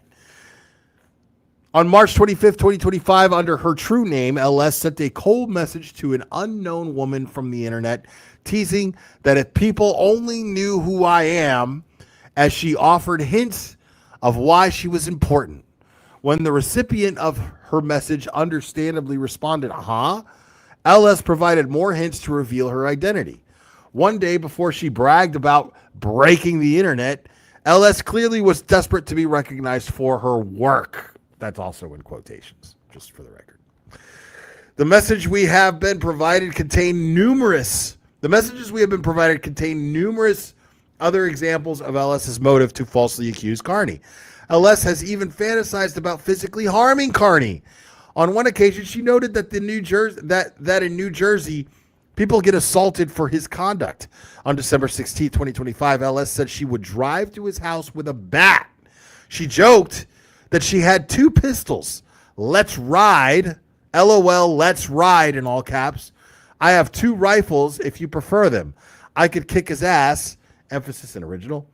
"Demand is made for any information and material in her possession, custody, or control," which tends to show LS's actual bias against Carney and tends to show that her hatred of him and desire for attention may have motivated her to falsely accuse him.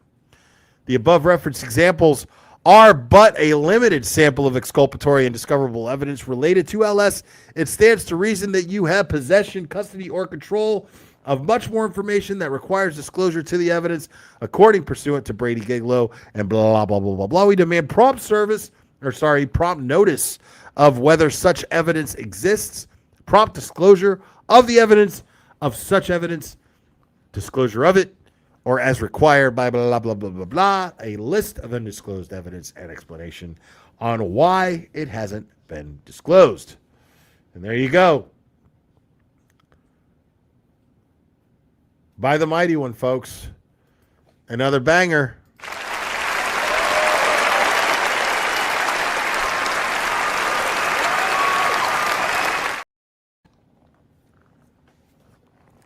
Wow. Yeah, man.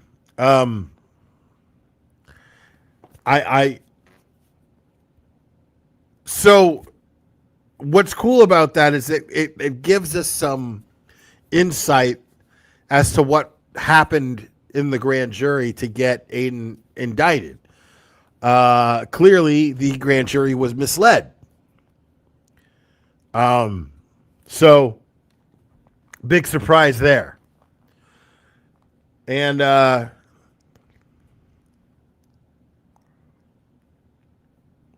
so this is just ridiculous. They need to just dismiss these charges. Like, if I'm gonna be really surprised. Like, I haven't. I've been kind of surprised, but I haven't been surprised too. Like, at first, I would get surprised when they wouldn't dismiss like Karen Reed's case based on all this new stuff that kept coming up pre-trial, right? Same with Aiden. I keep getting surprised that they don't dismiss these charges. But then after a while, I don't get surprised. After a while, I'm like, okay, well, that's, yeah. So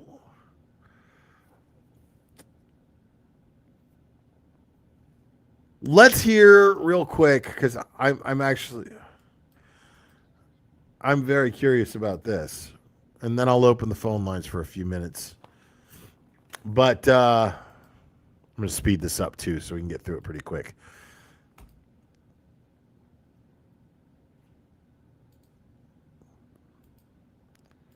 So Brother Counsel talked about this earlier. All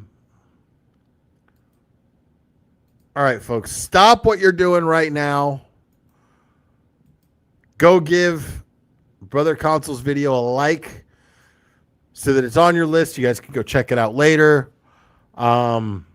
Make sure to click on it so he gets the view.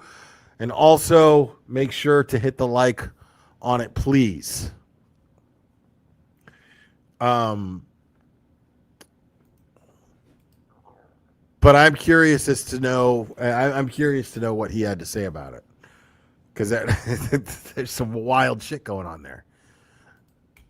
The Karen Reed case is unlike any other. The degree in which people are emotionally invested in this case is literally unprecedented. It has brought out the best in us, and it has brought out the worst in us. It has created unity, but also created division. It created a spotlight in which opportunists seek to utilize for their own personal reasons. And today brings us to another such person who we know as, or is referred to as LS. Now, this has to do with charges against none other than Turtle Boy. Now, we're not talking about the witness intimidation charges that he is facing in Massachusetts up to like 90 years in prison. We're talking about charges that were brought in New Jersey regarding cyber harassment. And now we just received, was just posted on social media, on X, a letter that was sent by none other than Mark Letterow. It's a letter The Mighty One for demand of discovery, but there is a lot of very interesting information and some background on this case that you should all know. So without any further ado, let's pull up the letter and let's get to it. Here we go. This is the letter, and you can see sent to the law officer Mark Letterow to Aaron Rush, Assistant Prosecutor, Atlantic County Prosecutor's Office. Let's see what Mr. Letterow has to say about this indictment, State versus Aiden Carney. Dear Miss Rush, this letter serves as Aiden Carney's specific demand for exculpatory and discoverable evidence pursuant to Brady versus Maryland, Giglio versus United States, and New Jersey Court Rule 313-3. Now remember, for all you law nerds out there, and you can go do the research if you like, there is a significant difference between a general demand for discovery and a specific demand for discovery, especially when it relates to I did not know that. Exculpatory Brady Giglio information. So here you have a very specific demand for certain Giglio and Brady information evidence. On July 22nd, 2026, an Atlantic County grand jury indicted Carney for one count of cyber harassment. The indictment alleges that on or about October 8th, 2025, Carney sent or made lewd, indecent, or obscene material about LS. That is who we know this person is. LS. That's all we know about this person. So the indictment alleges that Carney, Turtle Boy, sent or made some lewd, indecent, or obscene material about LS with the purpose to emotionally harm a reasonable person. The indictment resulted from the Atlantic County's prosecutor's office more than 7-month investigation into LS's citizen complaint, which he filed on November 4th, 2025. So in New Jersey, there is a specific mechanism called a citizen's complaint, which a citizen can file. And then apparently there was a 7-month investigation into the citizen complaint, which ultimately resulted in this indictment for 1 count of cyber harassment. Well, I really wonder what was going on for that 7-month period. On July. How come I'm the only one who cracks up when I hear that there was a 7-month investigation into this? It makes me crack up every time I hear those words. Like every time I hear that, when I think about it, it's fucking hilarious to me that there was a 7-month investigation.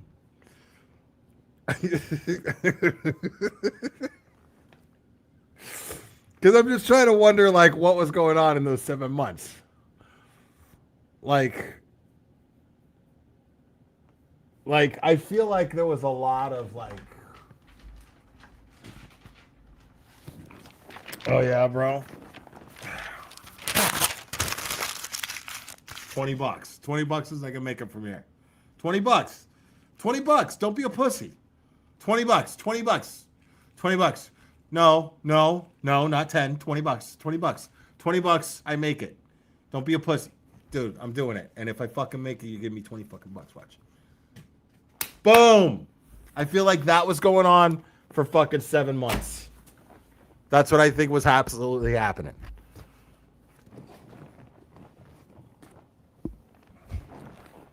Unreal.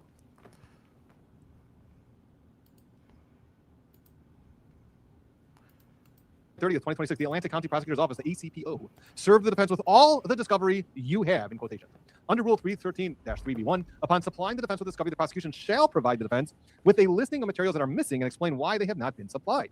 To date, we have received neither such a list nor an explanation on why we have received such little discovery from this lengthy investigation. Hey, 7 months. What do you have to show for 7 months? Right. The discovery we have received consists of Right. in a Linwood Police Department activity report printed out on July 28, 2026, a 1-page handwritten statement made by LS in support of our citizen initiated complaint on November 4th, 2025.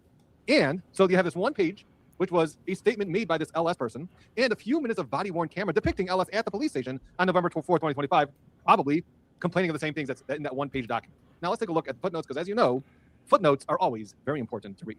Yes. Usually they're more entertaining than the actual body of the letter. Right. They definitely were in this Alice first case. attempted to have Carney arrested on October 13, 2025. She went to the police seeking Carney's arrest. The police declined, but told her she could file a civilian complaint. So she tried to go to the police and say, hey, arrest Carney. Arrest her. I don't like it. Sending me all these lewd and indecent pictures or whatever. But the police said, nah, I don't think you have a case. But you can go file a civil complaint, which is basically, just put it in the suggestion box, which right underneath the suggestion box is usually a shredder. But anyway, that's what they said that you can do. And apparently, after 7 months, now you've got some sort of indictment. So for her, I guess it doesn't go straight to the shredder.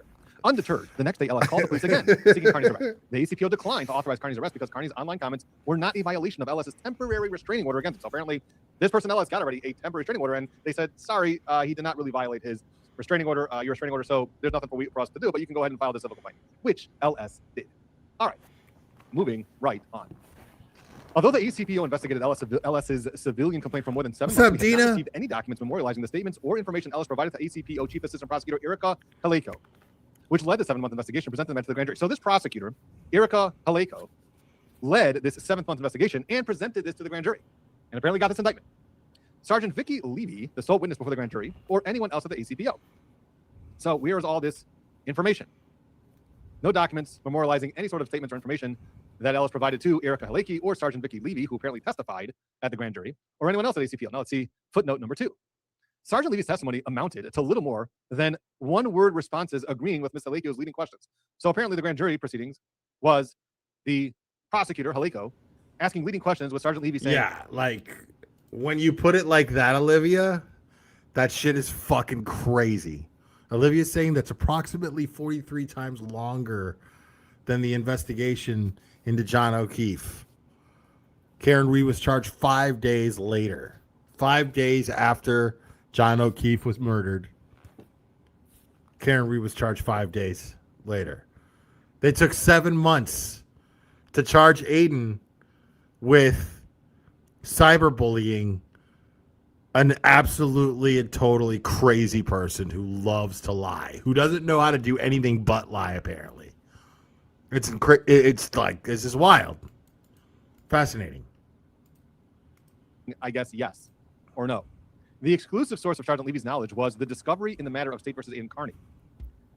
Ms. Haleko failed to describe the discovery, mark it as an exhibit, or introduce it into evidence. So she didn't mark it, she didn't describe it, and she didn't introduce it into the evidence. Right. In other words, the grand jury and Carney were deliberately kept ignorant on the original source of the information that Sergeant Levy regurgitated to secure Carney's indictment.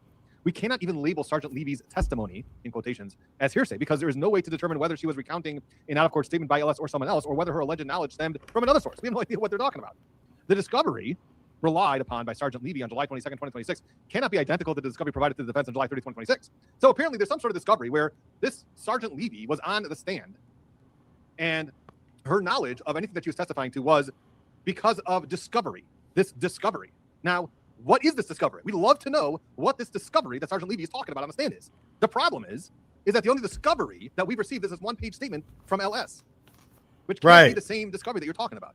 The discovery relied upon by Sergeant Levy on July 22nd cannot be identical to the discovery provided to the defense, for the simple reason that much of the hearsay evidence presented to the grand jury is not contained in the discovery that ACPO gave us. So it's not contained in this. It can't be the same. So what in the world were you talking about the discovery? And we haven't received it. Right. Like, what were you talking about in the grand jury? Because surely this evidence must exist since you used it to sway the grand jury, since you used it to secure an indictment against Aiden Carney.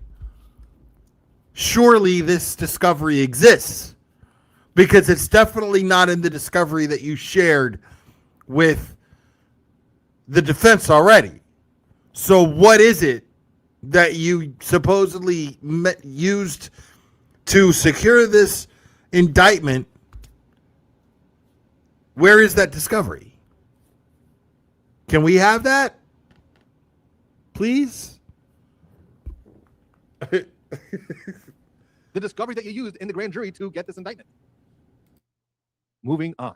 Leaving for another day the legal questions of whether Carney's words were lewd, indecent, or obscene, and or whether his speech was protected by the First Amendment, the substance of the case against Carney rests exclusively on LS's testimony. As such, her credibility is as important as any issue in the case. So again, this is resting exclusively. The entire case is resting exclusively on LS's testimony. So therefore, obviously, her credibility is very important in this case. It is therefore essential that the defense promptly receive any information and material in the ACPO's possession, custody, or control provided by LS, particularly evidence which tends to adversely impact her credibility. Now, let's move on before we continue with the body of the letter. Let's move on to footnote number 3 with respect to First Amendment protections. The United States Supreme Court precedent repeatedly holds expressions remain protected even where the content hurts feelings, causes offense. Oh my God. Holy crap. Stephanie Patterson just gifted 20 membership.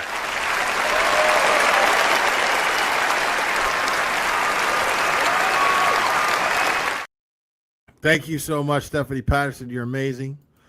Here, let me talk about this real quick. Let me get into this real quick. All right, so I want to be very, very clear about something. Yes, Aiden and I are friends, but I don't do anything to influence who he talks to, who he's cool with, who he's not cool with, who he trusts, who he doesn't trust. That's not for me to do. That's not my place. Aiden Carney, aka Turtle Boy, is a grown-ass man with a set of eyes and a brain. Whether his judgment is one way or another, or not my fucking business, not my fucking problem. It's got nothing to do with me. So, you know, I know where I stand as far as what should or should not happen to him, legally speaking. I know where I stand as far as our friendship goes. That has nothing to do with anybody else that he may or may not associate with. That's not my business. He's a grown man. He can do whatever the fuck he wants. So I don't know what to tell you guys. Sorry if that's not what you want to hear.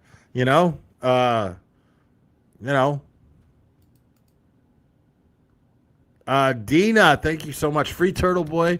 Our turtle needs us all to back him and show support from all these bullshit charges. Yes, absolutely. Thank you so much, Dina. It's good to see you. Offense or evokes resentment. Speech is often abusive, even vulgar, derisive, and provocative, and yet is still protected under the federal constitutional guarantees of free expression unless it is much more than that.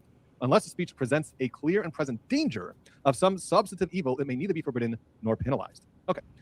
Back to the body of the letter. As you are aware, over the past several months, we provided Ms. Haleko with numerous examples highlighting LS's lack of credibility. So remember, Haleko is the prosecutor in this case who brought this case, first of all, led the investigation and also brought this to the grand jury. In other words, we provided the ACPO with substantial evidence which required any credible and good faith investigation to include a thorough vetting of the serious issues undermining its key witnesses' credibility before determining whether criminal Decline. Thank you so much. Were warranted Appreciate and in furtherance of the state's duty to disclose the scope of evidence in its possession, custody or control in the event of an indictment. So basically, they're saying we provided already enough information to the prosecutor to start to question, at least, the very least, question your one witness who you are relying on to bring these charges. We already alerted you to the serious credibility issues that she may have, this LS person. Now, let's take a look at footnote number 4. Several times we requested in writing that the ACPO inform the grand jury about red flags associated with LS's credibility. Issues related to the impairment of the integrity of the grand jury proceeding will be addressed at length in our forthcoming motion to dismiss the indictment. So a motion to dismiss is forthcoming on this case, and apparently, just like we had with the witness intimidation charges where there were some severe problems with the grand jury proceedings in that case, nevertheless, that case is going forward, most likely.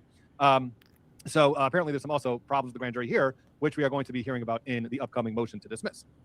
Moving right along. Oh, wait, this is footnote number 5. Okay, fine. Just as what the directions are. Okay. Back to the body of the letter. In addition to the concerns we brought to the ACPO's attention before the matter was presented to a grand jury, in the past few days, we have received electronic communications between LS and multiple third parties, which, to be blunt, are astounding. So now what Letterow was saying is that they've received astounding that are communicating or were communicating with this LS person. And now those third parties, those other people, sent these communications to Mark Letterow and Turtle Boy, letting them know about what this LS person is all about. And apparently, it's astounding what these communications are. And I bet you all want to see them, but we don't have them yet. Maybe they'll be attached to some sort of motion. We'll see. But right now, we're going to have to see what the letter talks about with these messages. These messages are so destructive to LS's credibility that even prior to Carney's arraignment, we urge the ACPO to reevaluate the wisdom of prosecuting a case whose entire foundation is built on a witness with such poor credibility. In some, the communications we've been provided with by others reveal the ease with which LS lies. I just want to get to like, does he just go through the letter? Like, on December 17th, 2025, LS told a third party that on December 17th, again, the only communication that they've received is an October communication. But on December 17th, LS, this person, shared with somebody else, a third party, a portion of a message with a thread with the chief assistant Atlantic County prosecutor pretrial unit. So showing somebody, hey, look, I'm having communications with them on December 17th. Either that's made up and she doctored all this and lied about it and falsified it, or it actually exists. Which one? All right, make sure to go check that out. But footnote 10, we cannot state whether this communication, if authentic, was with Ms. Haleko because LS redacted the individual's name before sharing the communications with the third. But I'm just going to open up the phone lines because he's basically just going over the letter and explaining the legal aspects of it. So to get the legal analysis of the letter, go check out Brother Counsel. This is his. This is the link to that video. Make sure to check it out. Give it a like. But yeah, I think we got the gist of it. Wow, hold on. Like somebody called this thing immediately. There's the number.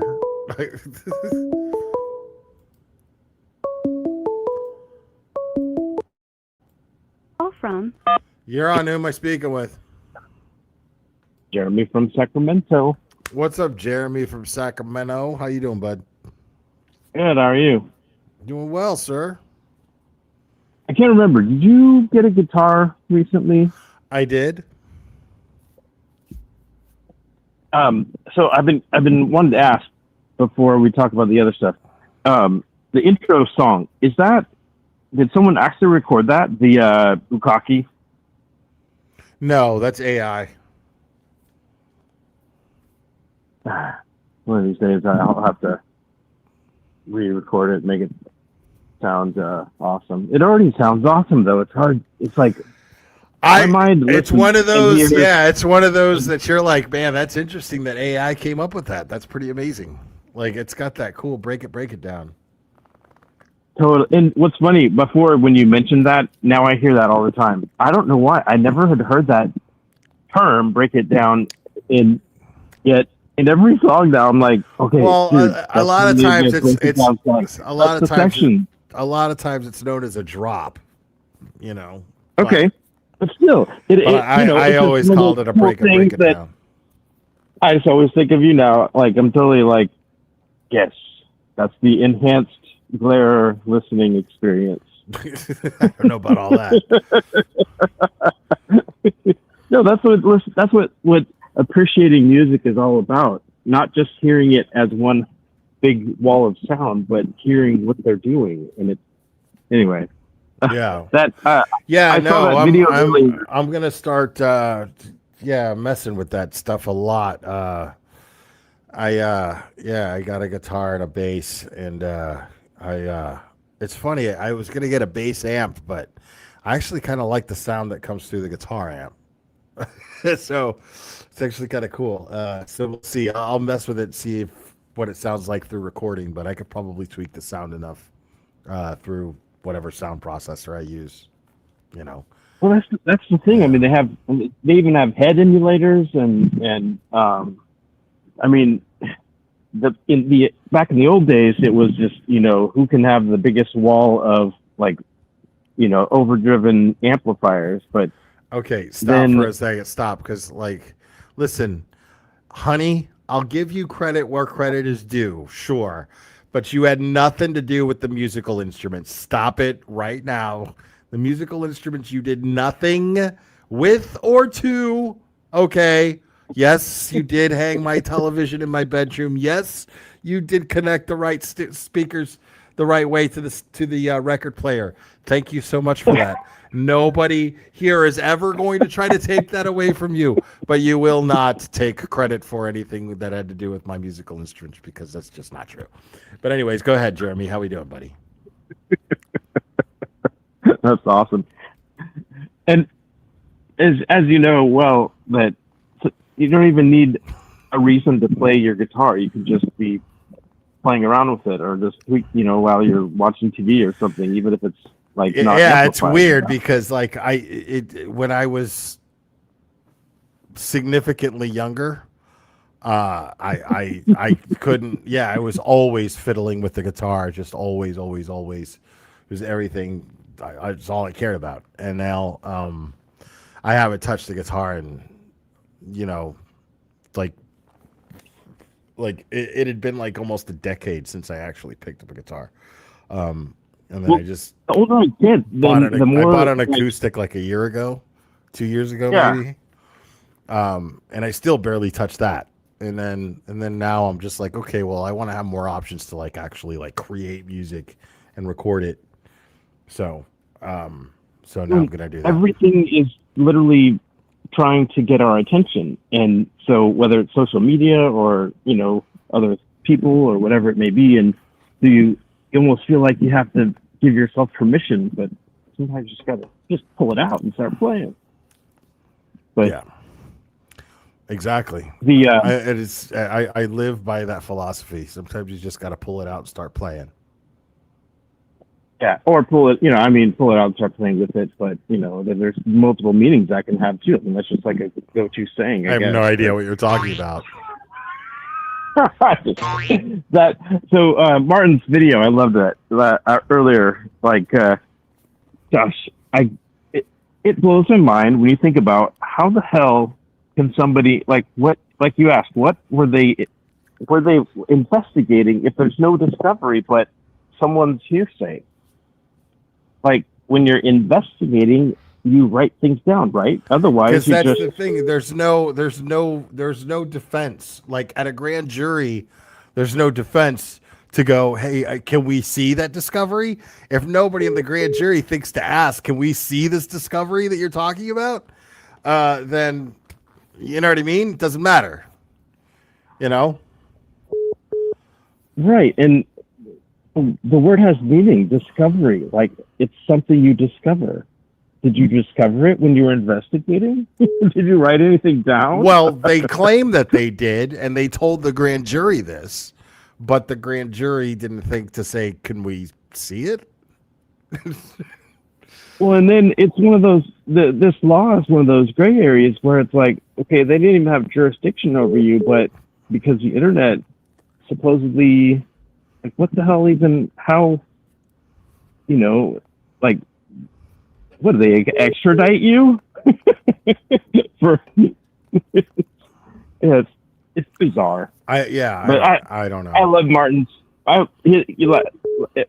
Basically, Martin is great at, keeping it short and to the point. And neat little video, just reading through it, but then just talking about what the hell is this? So yeah, it's just somebody's waste of time. But at least we got another Letterow. Yeah, those are always good. Yeah, man. But I'll cut it right there. Those are the things I wanted to mention. It was a cool little. I was listening to on my way home, and then continuing as I got home. Cool stuff. But good to see you. Hope to see you more. Yeah. All right, man. Have a good one, dude. I appreciate you. Later, Jeremy. All right. See you later. Bye. Call from the YouTube. You're on. Who am I speaking with? This is the YouTubery.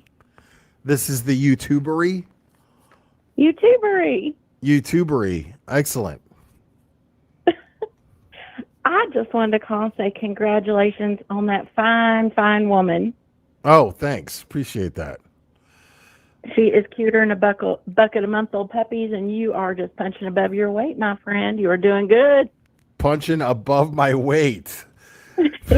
You're doing good. Okay. Well, but I do it. have to say, how very dare you say that she had nothing to do with them instruments? She ain't had nothing to do with that shit. Everything. She ain't had nothing to do with that shit. Stop it. Listen. I give her credit where it's due. Okay? But that's where that's it. That's it. Like, what's real is real. Okay? You need to remember who's hung like a donut. I don't know what that means. Kaylin does. I don't even get how that's. I don't get the reference at all. She'll get it. She'll understand it. I really did just want to congratulate you. I think it's just fantastic, and she is a sweet, sweet woman. Yeah, no, she's great. Yeah, I'm pretty crazy about her. I'm so happy for you. You have a good night, honey. I'm so happy for you. Thanks. Appreciate it. Bye-bye. Have a good one. Bye.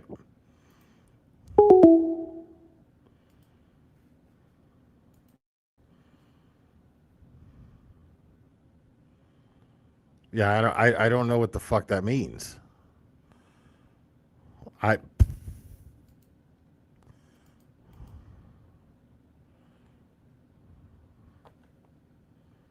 Anyway.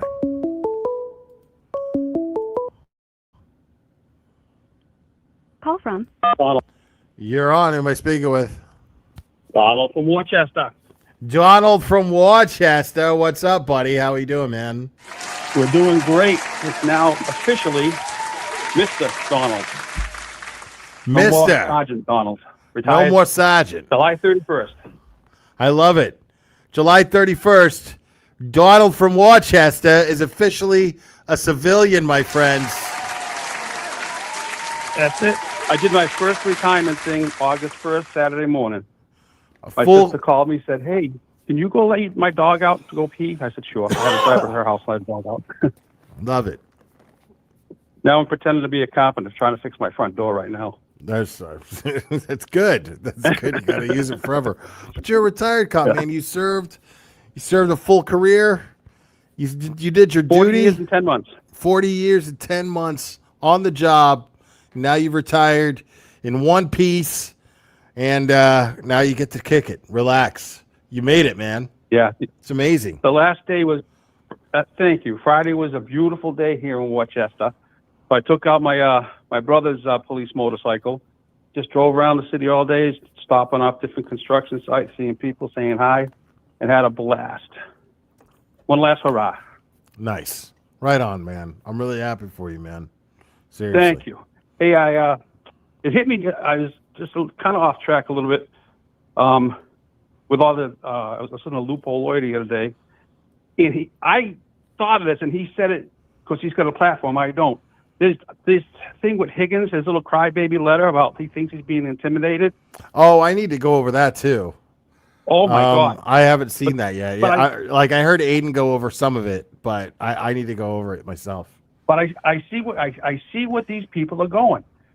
And Loophole mentioned it's so easy to try and jam somebody up on quote unquote witness intimidation in Norfolk County that they're all trying to do that too. They're not afraid of anything. No, they're just trying to jam Aiden up some more. Yeah, that's all that is. Yeah. They're trying to scare him. They're Ridiculous. trying to use they're trying to use the system to scare him. Is all they're trying to terrible. do. Yeah, it's pathetic. Yeah, really. it is. And that system down in New Jersey, that is scary. That is scary. And That's wild that that's happening in New Jersey, that this is even like being prosecuted. It's crazy. Like with everything that we know about this person, it's crazy. Yep. Especially with what happened already, like with the RO. Like she dropped the RO. You Right. know, like it's crazy. And now she's like, and she literally dropped it and said so because it was she didn't want it to affect her the criminal case moving forward because she wants to effectively frame Aiden. Like it's crazy. in the criminal case, that the defendant doesn't even know what the criminal case is. Yeah. Like that's going to open. I think another, of course, it costs way too much money. But what a can of worms that would open up as far as corruption. Who does she know, and what are they doing behind the scenes down there saying, "Screw this guy"? Yeah, I mean, it's not professional. I don't know what's going on with that, but I think I don't know. Like, I mean, I don't think she's lying about her husband being a lawyer. So it's possible that he was able to pull some strings. Yeah, but it happens. beyond that, I'm not jumping to any conclusions about like. No, that's exactly what I meant. That's what I meant. The couple little string pull here for wifey. You know, I don't mean like major corruption, but corrupt enough that, hey, I know this guy, so let's just, we're gonna take care of my wife and make something happen. I don't think Nan. I frankly don't even think. Oh, I don't know about that. Well, that's what I mean. Is I keep saying people in the chat. You people are giving her too much credit. I don't see her even having the credibility herself, even within her own circle, to be able to pull something like that off. Like I agree. I feel like she'd be afraid. She'd be too afraid of being laughed at for trying to get somebody to move forward with this. You know what I mean? Because the truth is going to come out what this is all about as far as Nan doesn't crime. have that kind of pull, agree. man. Yeah, No. she doesn't. I agree with you that I think if anything, it's the husband who, if he is a lawyer in the system there. Just right. That's what makes most sense to me. Taking care of wifey poo. Yeah, that's what makes most sense to me. All right. Yeah. All right, my friend. I'm going to go back to cutting and sawing and screwing, but there you go, man. Doing a whole lot of jack shit, my friend. Do as much of it as you can. All right, brother. We'll talk again. All Have right, a great Donald. night. Have a good one. Bye-bye. So, man, Donald from Worcester, Sergeant Donald from Worcester is now retired. 40 years and 11 months, man.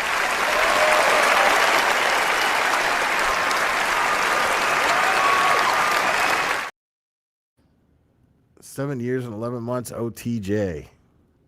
That's wild.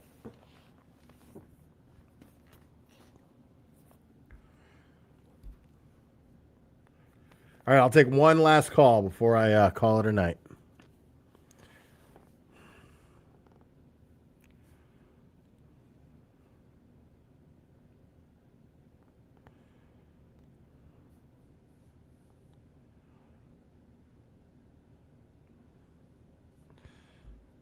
Yeah, because I got an important phone call in about an hour and a half that I'm going to take, but I'm going to eat, stuff like that. All right. You got 5 seconds. 5, 4, 3, 2, 1, and Phone lines are closed. All right, folks. That's going to be it for me. Another banger by the Mighty One. We love those Letterows. And yeah, we're going to be following this. I gotta know. What happens. I can't imagine this case in New Jersey, this Stakuni case in New Jersey, not being dismissed. I just can't. The motion for dismiss is inevitable. It's gonna happen, obviously. And so the question is whether or not it'll get granted. And I feel like there's more than enough reason for the prosecution to just go, look, okay, we fucked up. We're good on this. We're just gonna move forward. But anyways, guys, you guys are absolutely fantastic. Remember, it only takes a second to stay safe. And being retarded never stopped anybody from being a good neighbor, unless, of course, you're a McAlbert or a Stakuni. Guys, all the support. You guys are absolutely amazing. Thank you guys for being so generous. Now, remember, I know I've still got a lot of lovely members. I haven't forgotten about you guys, and there is petty to still be had. So those will be coming, as well as I will be probably tomorrow, if I can, get around to talking about the going over that Higgins letter. I got to read that Higgins letter on here.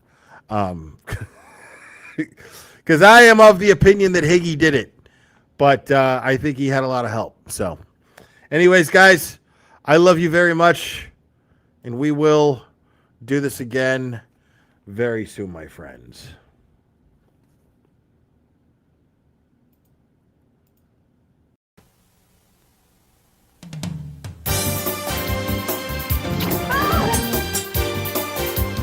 Watch out!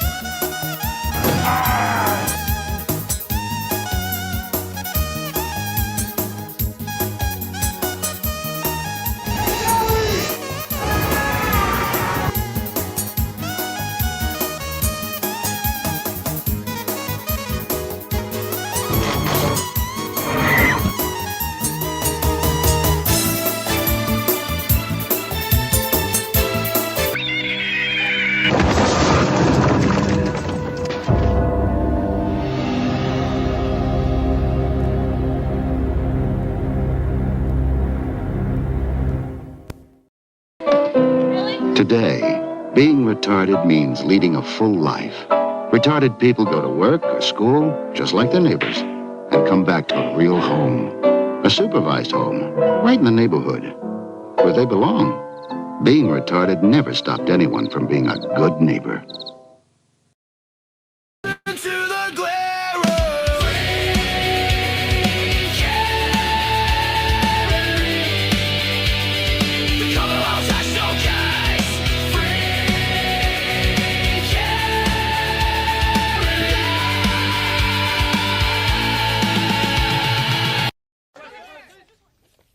The Martians have two sexes, like we do.